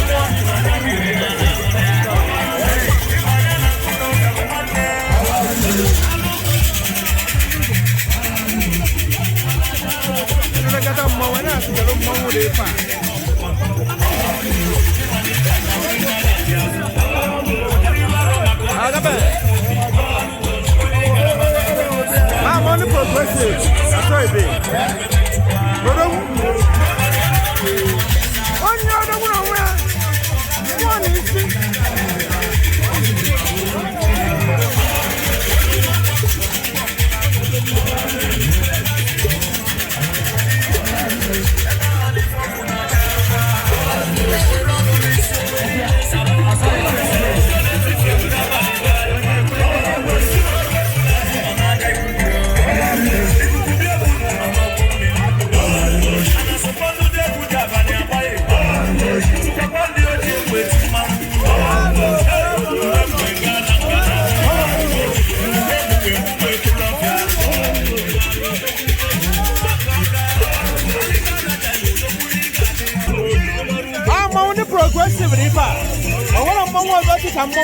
The one in town, Masquerade, and the progressive first club of Minnesota when Moa. You gotta go. I had it to Moa now, Quaka. Or try for that coast wedding.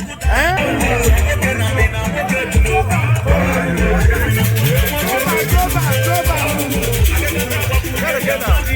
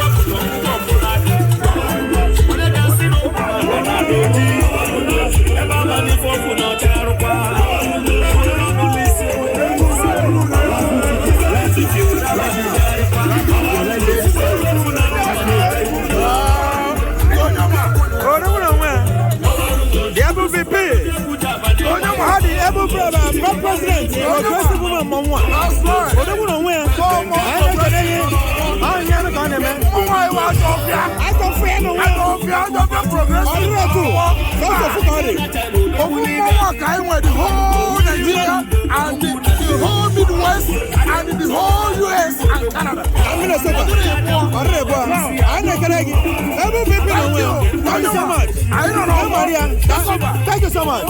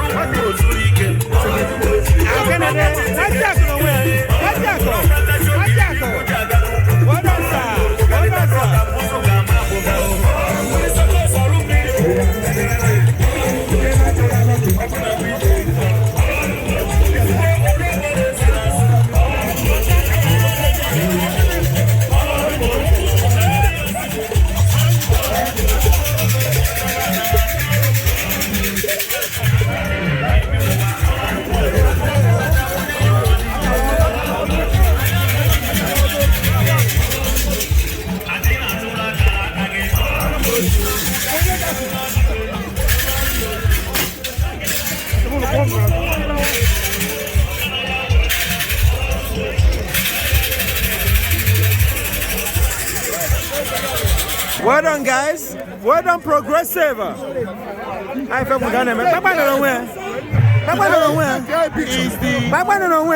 Christmas of Igbo culture in Minnesota. Minnesota. Yes. Darren, that you are later on. Go now. Go. Yeah. Chairman, present the prize to him. Hold this one first. Please, can we take a picture? Take a picture while it's being presented. Chairman, can you take a picture while it's being presented?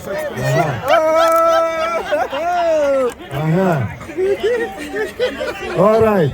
Thank you so much. Next year we are drawing a Mercedes car. You might be another lucky winner. Okay, let's go. Second prize. Close your eyes.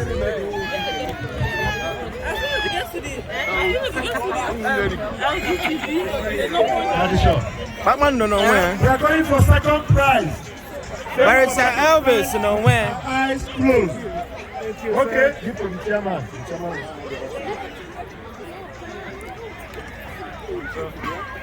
Okay. The name on this second prize is Chris Ejiofor. Hey, Chris Ejiofor. No phone number. Do we know? Chinedu. Ticket number 25108. How about Chinedu? Wow. Now if I put this my thing on. Okay. Let's take a picture as the chairman hands over the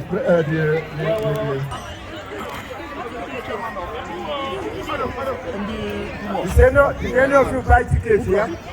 Okay, start praying, so that you will go. Okay, close your eyes, and then pick one.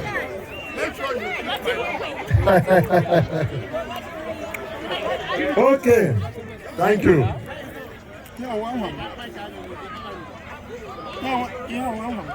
Okay, what we have here is Leonard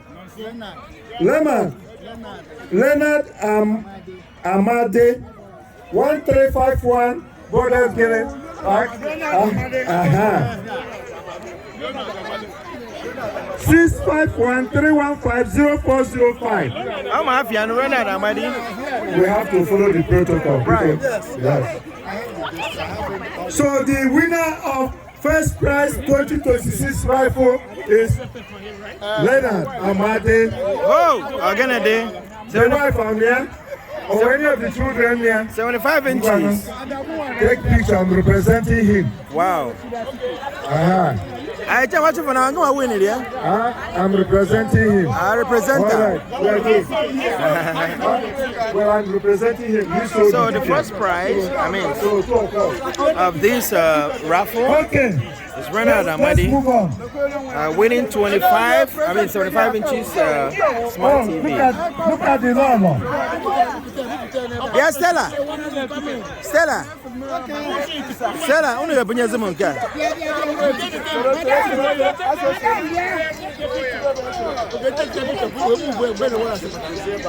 Babando, that's one I'm going to win river. Stella, because I'm not going to win here. What do you have to say about this? Oh, so happy. You're so happy. I'm so happy. Is it the first time you play this raffle draw? Yes. Yes, that's the first time. Wow. My godfather, Nze, Chief ICHIE, sold the ticket to us. Oh. Yeah. Congratulations to both of you. Thank you. Thank you. Please, let's clear the arena. So this has been the war dance time. Nika.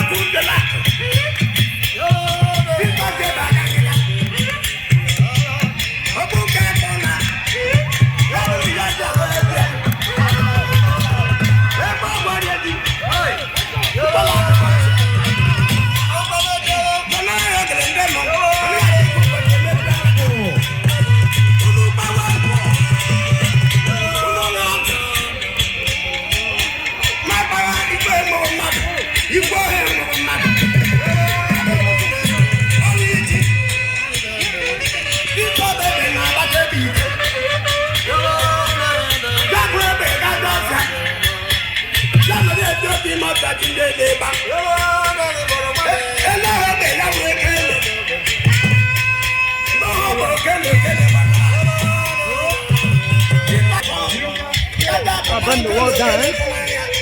2026 Minnesota Igbofest is happening.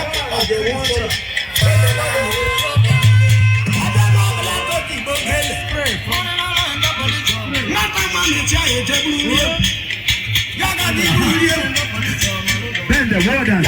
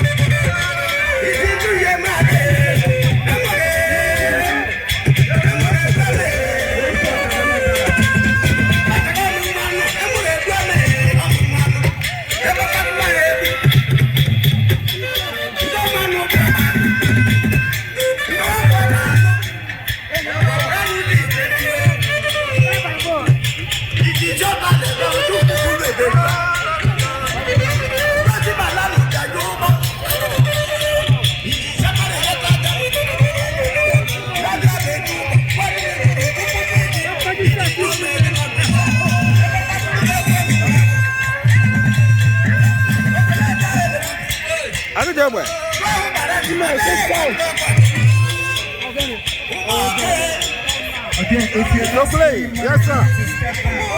They may run into you and you just step back. You're paying money. Don't step back. So they don't run into you. Sorry man, sorry man.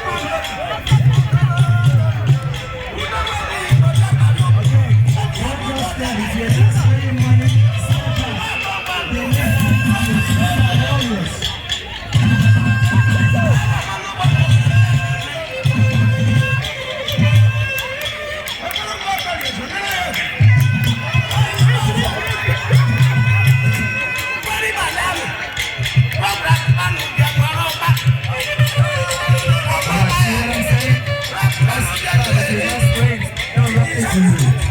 So you don't get hurt.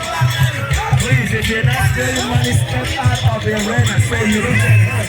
They're not running to you. These are warriors.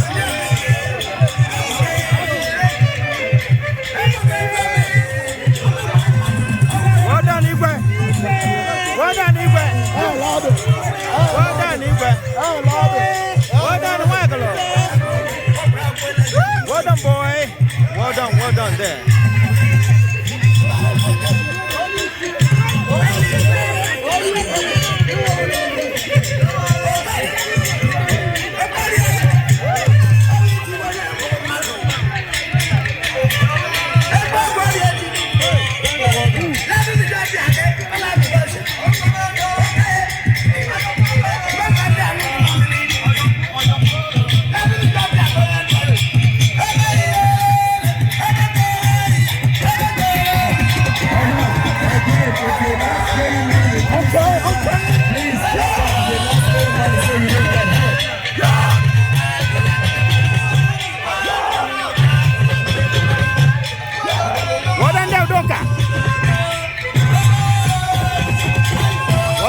Doka.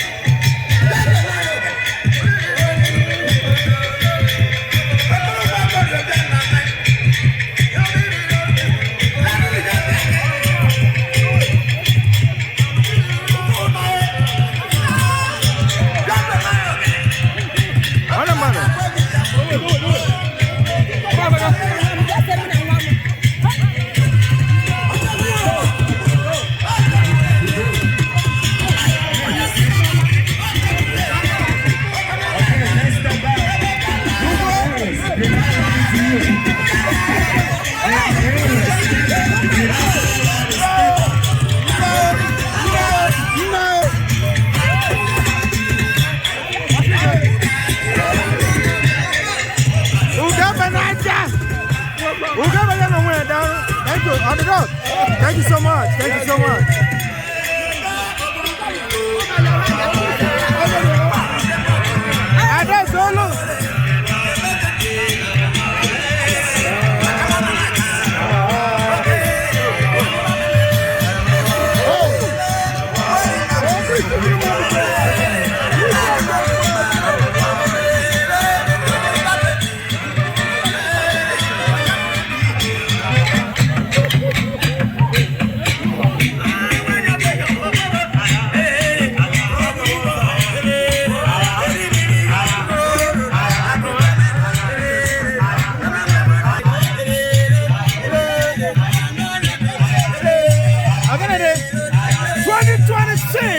Igbofest in Minnesota. I wrote two, only one in Minnesota, USA. You gotta go. Hang in there.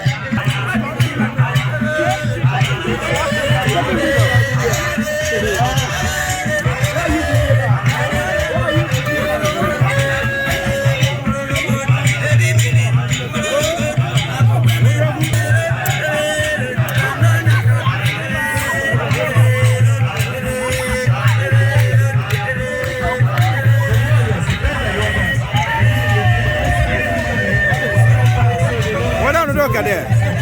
What on the door, guy?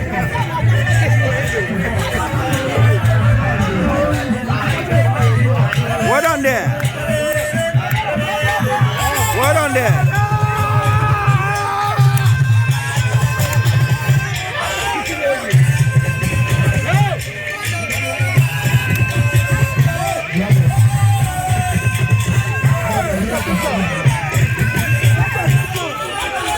What on there, you can?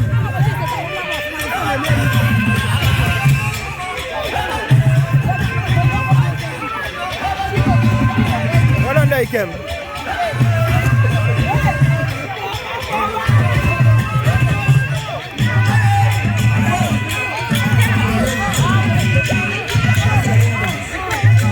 What on there?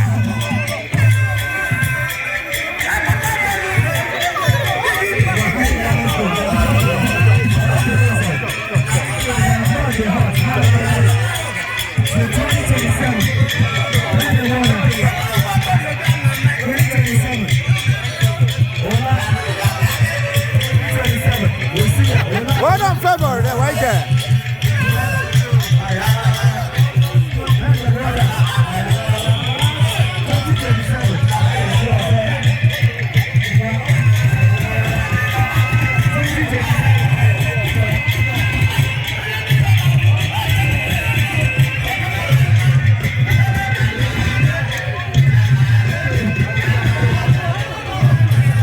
Oh yes, oh yes. What on there, boy? What on there, boy? Good job, good job, good job. Anya, kina me there. Well done, well done, well done. Well done, boy.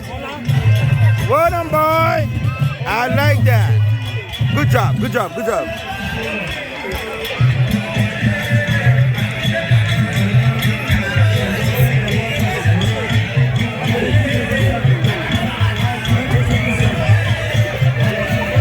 Well done, boys. Well done, boys. Good job, good job, good job, good job, good job. Good job, guys.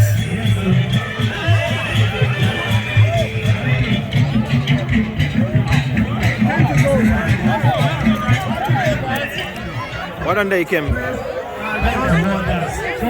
Thank you message from the President of Open Neck National Association. Well done there. Good job there, man. Good job. Okay, Dr. Waboma. Kekiben. I'm a neighbor, the General Secretary of Umunne. African and an active member of the planning committee. Yeah, an active member of the planning committee. Yeah. African Kifeti Wega today. I na kenunu nke nsopone we bl executive, okay? Okay. I na kenen we fi we iku maka mmemme agalu today, Igbofest today. Yes, ihe gara tatum n'anya. In fact, Oka ihe gara last year. You know. And when I choose that. So continue. So the comes to the here for tatum n'anya. Yeah. Ọtụtụ mmadụ. Ọtụtụ egwu. Yeah. Ụbọchị mara anyị mma. Yes. Anwụ dị ma ọhụrụ ka anwụ. Mmiri ezoro. Onwede Sino adakwuru. Sino ada n'August. Ezo. And the one asị na nwere ọrịa dị ndara ya. Anyị izo Chineke.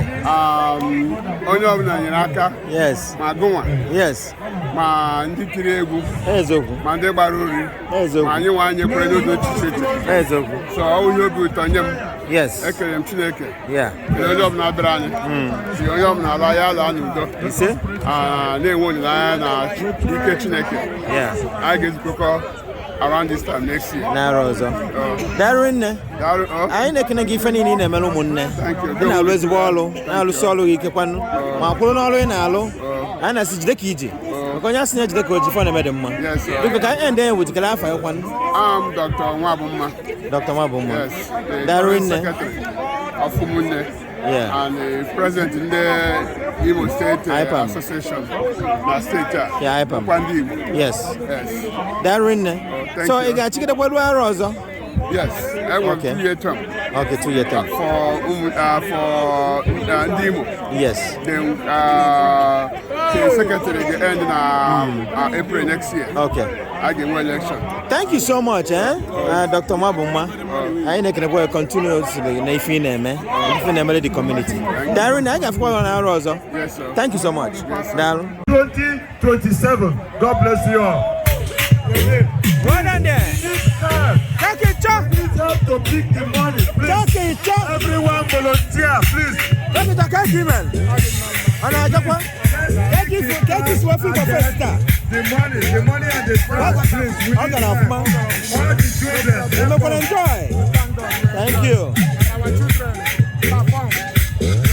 Oh, yeah. Thank you so much. Darren, thank you. Charles, Darren, thank you. Papando, I know what you guys done before. Never where we're also. Right here, the class. Let's just go through the first time. Oh my God.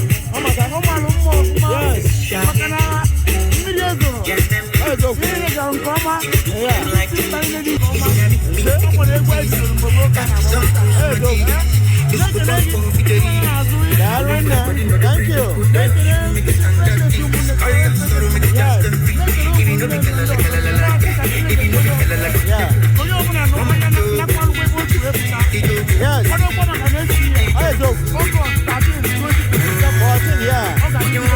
Thank you so much.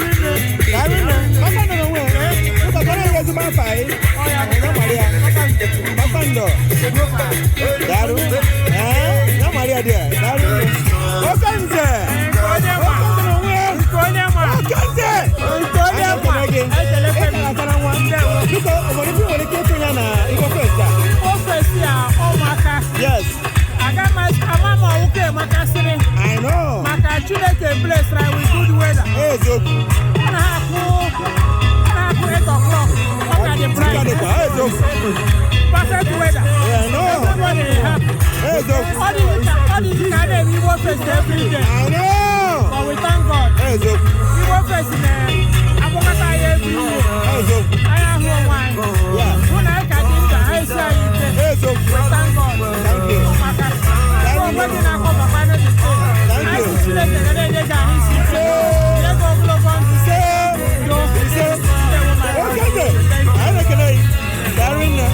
Thank you so much. Oh, Buddha. Thank you, man. Thank you. Oh my God. Yes. From today, I want the day where you did. Kilo base. Darren, you're gonna fight. Hey, man, Thank you so much. Thank you so much. Yeah, thank you. One get email. Come up with the organizer of this event. Can you get to work here? Let's go to wedding. We're going to go to wedding.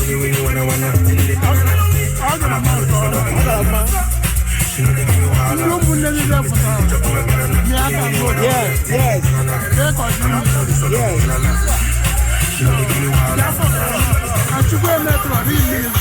I know. Yes. Darren, thank you so much for taking on Monday. Darren, that's an offer. Equal Moga. Upon the cable called Chief. Upon the call Chief cable. Equal Moga. Darren, thank you. Thank you. Yeah. Norman Doma. Get on, man. Igbofest is going to come in about here. Can you find what you can for my Igbofest? Kaibon and Kamata. What kind of man? Yes. Yes. Our organizer. Yes. My Igbofest chairman. Yes. Our president. He did a fantastic job. Wow. Everything was wonderful. Was wonderful. It was well attended. Yeah. The food, drink, everything. Everything. So we're happy to God everything went well. Sure. So in the one can see a calendar and it will always get better. Thank you so much. Oh, Barrister, about to say, Darren, I'll go on here because when you get to the it was a good show. It was a good event. Yes. The weather was very creative. Yeah. It's not too hot. Yes. Very beautiful. Very beautiful. Yeah. Lots of food, lots of drink. Yeah. And so a very happy environment.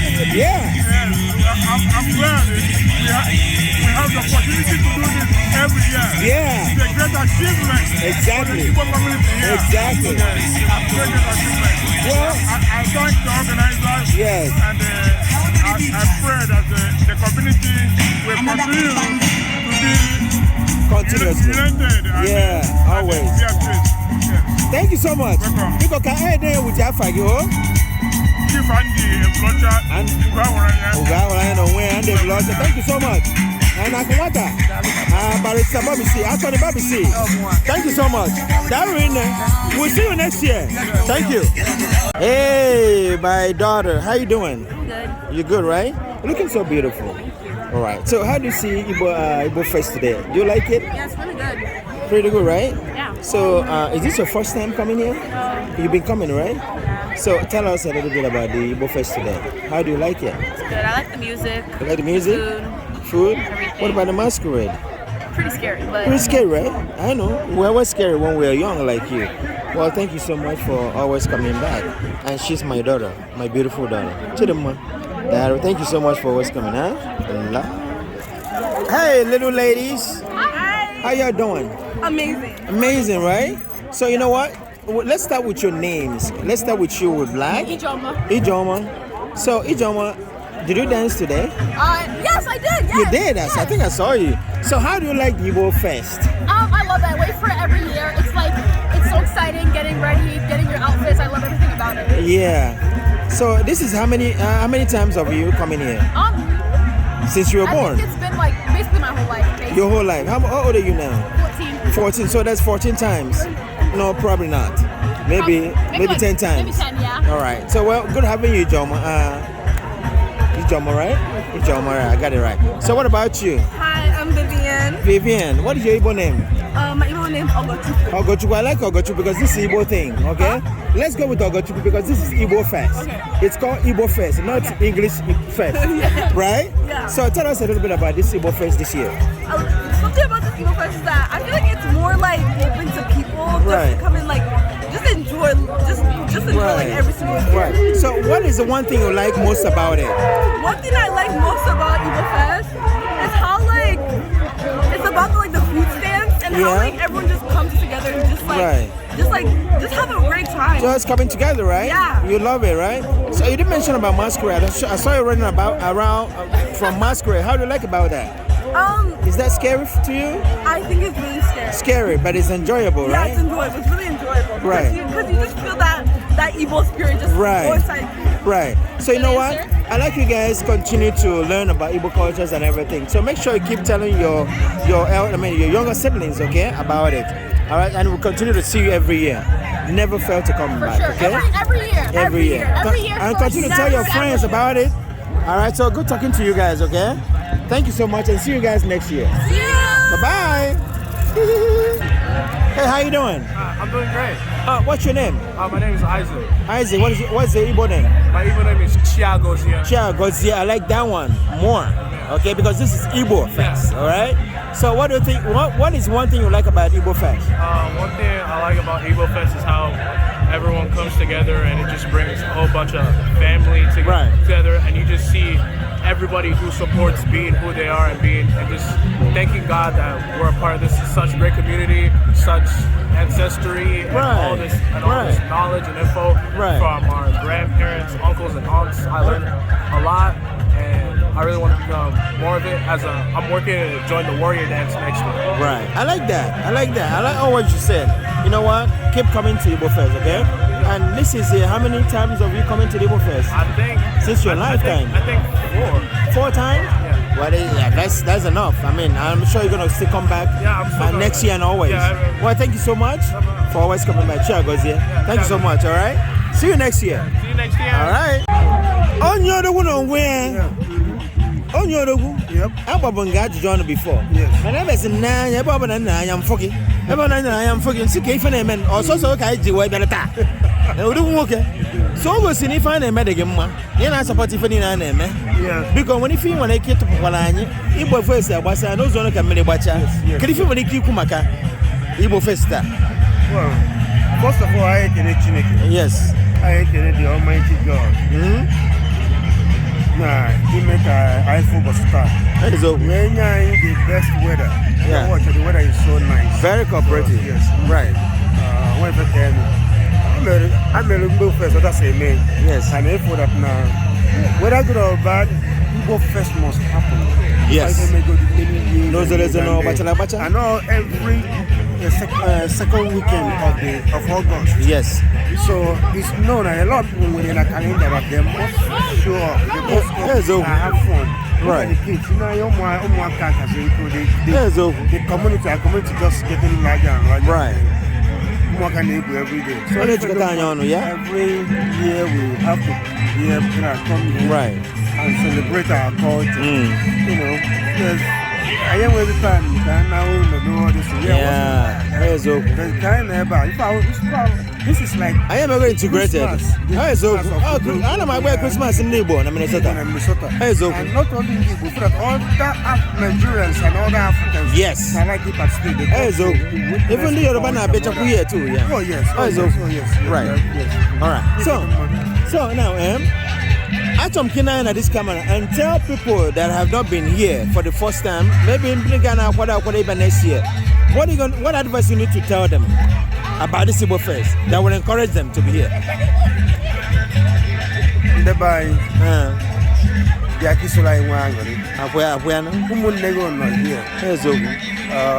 so good no onye ọzọ meche ya onwe ka owolo ka nwanne ife ahụ ndị bụ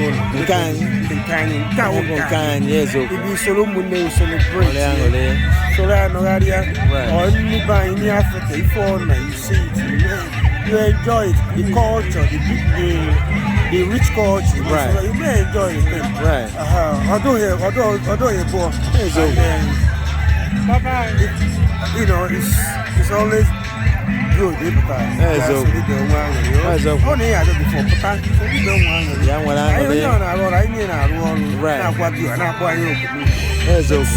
Once in a while, every second weekend of August. Right. I prepare back. Right. A lot of people now be able to. Right. So my main encourage. Only after before. Right. Can I end up with this one? I forget about on your dogo. Yes. Onyeka or Safwe. Thank you so much for always being there for Ndumune and everybody. Darren, I got food next year by the God's grace. Thank you so much. Odonwoke, on your dogo. Darwin. Thank you. Thank you. Thank you. Bye, my fans. Okay, let's do it again. Let's do it again. Again. Let's do it again. So, what do you guys like about this 2026 Igbofest? The masquerade. The masquerade was masquerade, right? What one in particular? The one that was running around chasing people. Yeah. That one was chasing people. The one that was fast, the fast one. Okay. The one with like the color. Yeah, the color. So now let me ask. How many times have you been in Igbofest? Let's start with one person. 4 times? 5 times? A lot of times. Multiple times. Since you were 4 times? Since you were a kid, right? I've been legit. All right. So you know what? This girl I'm sure you guys gonna come back next year, right? Yes. Are you gonna call? Are you gonna invite all your friends? Yes. Let's say, see you next year. See you next year. Thank you. My fans. Okay, bye guys.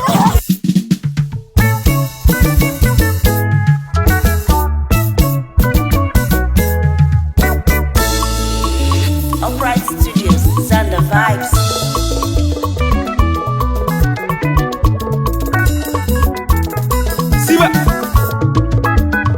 Siba, Jelle.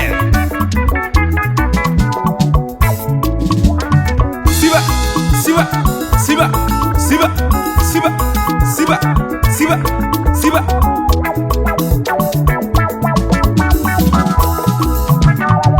Aive nyelu mmadụ egbunia mala chukwu nyelu nwata nyanwo aka aikwe na onye ya bụ eze n'osi na-achụ ụbọchị iji kele nwata okele Igbo ya bụ onye ya bụ eze ya bụ nwanne eze shekeli enye n'aka siba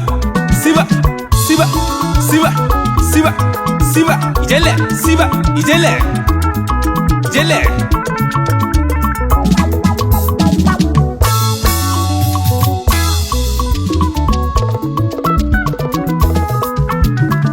odumodu nweze ebia ona bụ mgbasị alụ mmadụ mgbala alụsị nkedu n'ebe mgba ebe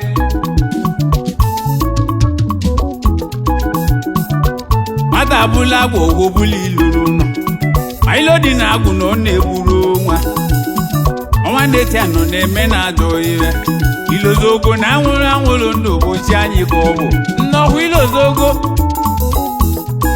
ụmụ ụwa mago ibe chinyelu mmadụ na-egburu na ugo chitelu nwata na-ajọrọ ya arụ n'ụwa mago na ugochukwu onyelu nwata o ji eje mba etigbuzie nwa awọ tigbuzie awọ na-aga ilo onwere ya mụrụ nwee mụọ ebe ọma ebe dị mma na osi na-achụ siba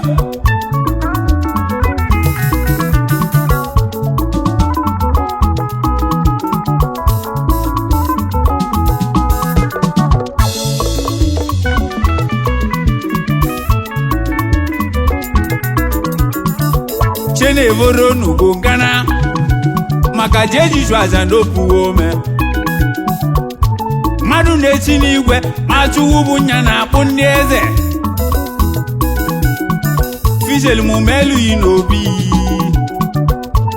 maka alụsị anyanwụ n'owe lie na ndụ a na-aza eze azọ onye chi emela eze ya abụwa n'eze ebe tinyelu mmadụ egbunie n'ụwa egbunie amala chụwa onye dị nwata nyanwa oge oji aka ịma na onye ya bụ eze n'osi na-achụ mbọsi jikelu nwata okele Igbo ya bụ onye ya bụ eze ya bụwa n'eze shekeli enye n'aka siba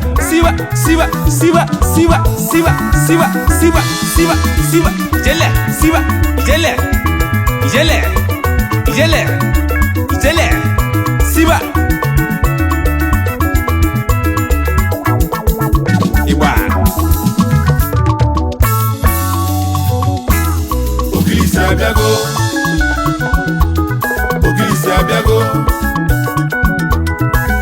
abịago kenebe nnu ọnya na-etile egwu a Ogilisi abịago ICHIE Ogilisi abịago igwe amasị aka Ogilisi abịago Chukwu ji egwu Samuel Ogilisi abịago onye mmụada Ogilisi abịago Egodukwu Kingdom ndogwu mma Ogilisi abịago esi mmiri n'izu ochi Ogilisi abịago Abia State. Ogilisi abiago. Esi mmiri na-atara ata. Ogilisi abiago. Ejebe ni ejelu. Ogilisi abiago. Ogilisi abiago. Ikuku ego n'izu oji. Ogilisi abiago. Onye malụ nne ya bụ n'eze. Ogilisi abiago. Ihe na-eliri ozi ọba. Ogilisi abiago. Ebeshi ikelu nwata ome. Ogilisi abiago. Anyị gwa amasị aka Ogilisi. Ọkazi amaka mma n'anya ma ejiri ya gọ mmụọ. Ọkazi amaka mma n'anya ma ejiri ya gọ mmụọ. Siba. Jele. Ogilisi abiago. Ivomi na-emele obodo. Ka eji nwee n'ezi anya si ka echie yi eze. Anyị gwa amasị aka Ogilisi Igbo 1. Nwa mụrụ na mma ọ na-eme obodo ngana. Ivomi na-emele obodo. Obodo ji nwee n'ezi anya wee si ka echie yi eze. Anyị gwa amasị aka Ogilisi Igbo niile. Nwa mụrụ na mma ọ na-eme obodo ngana. Oke mmiri na-ezo lora niile. Igwe amasị aka nọghị. Nne mụsịrị ya n'isi otu. O mesịrị nwee naba obosi. Ebe ọ nọ nwee gụba akwụkwọ. Anambra State College of Health and Technology. Mgbe o ji nwee kwụsị akwụkwọ. O mesịrị banye ọlụ oyibo. Ebe a na-achọ ibe ya eji m ụwa ka ụwa nwee dị ama. O mepelu kọmpini a na-akpọ Amasị aka Cargo Transport. Ebuli ibu na Nigeria ejebe mba niile. O mepelu kọmpini Amasị aka Consult Traveling Agencies na van nọ n'ime ya. Anyị gwa amasị aka ennukwu mmanwụ na mwekene yi. Ennukwu mmanwụ na mwaja yi mmụọ nwere ibe ile chukwu.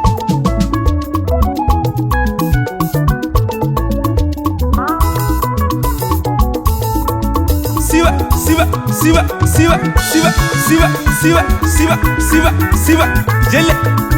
Jele. Siba.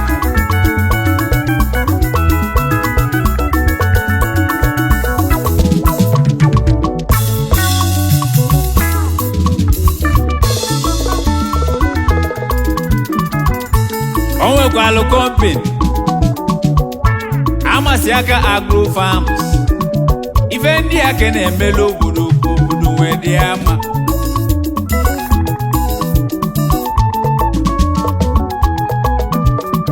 Fakụzi n'ofu ogwe osisi. Amasị aka Group. Amasị aka Global Ventures Nigeria Limited. ICHIE Amasị aka enu ụwa na-atụ n'ọnụ n'onye enyelu aka. Mele onye ibe na-atụlụ jele nweze na-ekwuche. Onye eze na Brazil Sao Paulo. Ikuku ego na-ekere enwe onye eze na Brazil.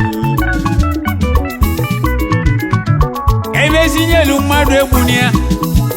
Egbuni amala chukwu onye lu nwata. Enwe oke oji aka. Anyị kwe na onye ya bụ eze n'osi na-achụ. Mbosi jikelu nwata. Okele Igbo ya bụ. Onye ya bụ eze ya bụwa n'eze. Chekeli enye n'aka. Siba. Jele ojo nyegu. Jele ojo nyegu. Ezo ojo nyegu. Jele ojo nyegu. Siba na mao. Jele ojo nyegu. Siba na oboa. Jele.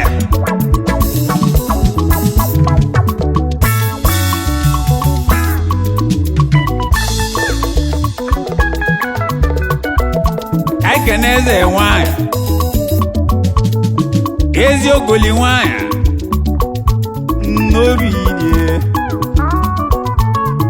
amasị aka shi ama aka ama eziokoli dị mma na-atụ rie n'iru ogoli dị mmadụ si na-achụ eze Ojukwu a na-awalụ ndị eze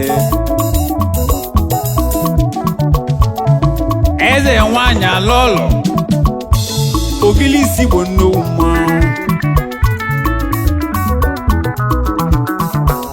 ọkwa ịma na nkwuwa ike nnụnụ ọgụlụ ọkalesi ya eze nwanyị Chiamaka na mgbekene yi ogilisi Igbo niile si ka ije anyị ma n'onye ejighị n'oji ibe n'aka siba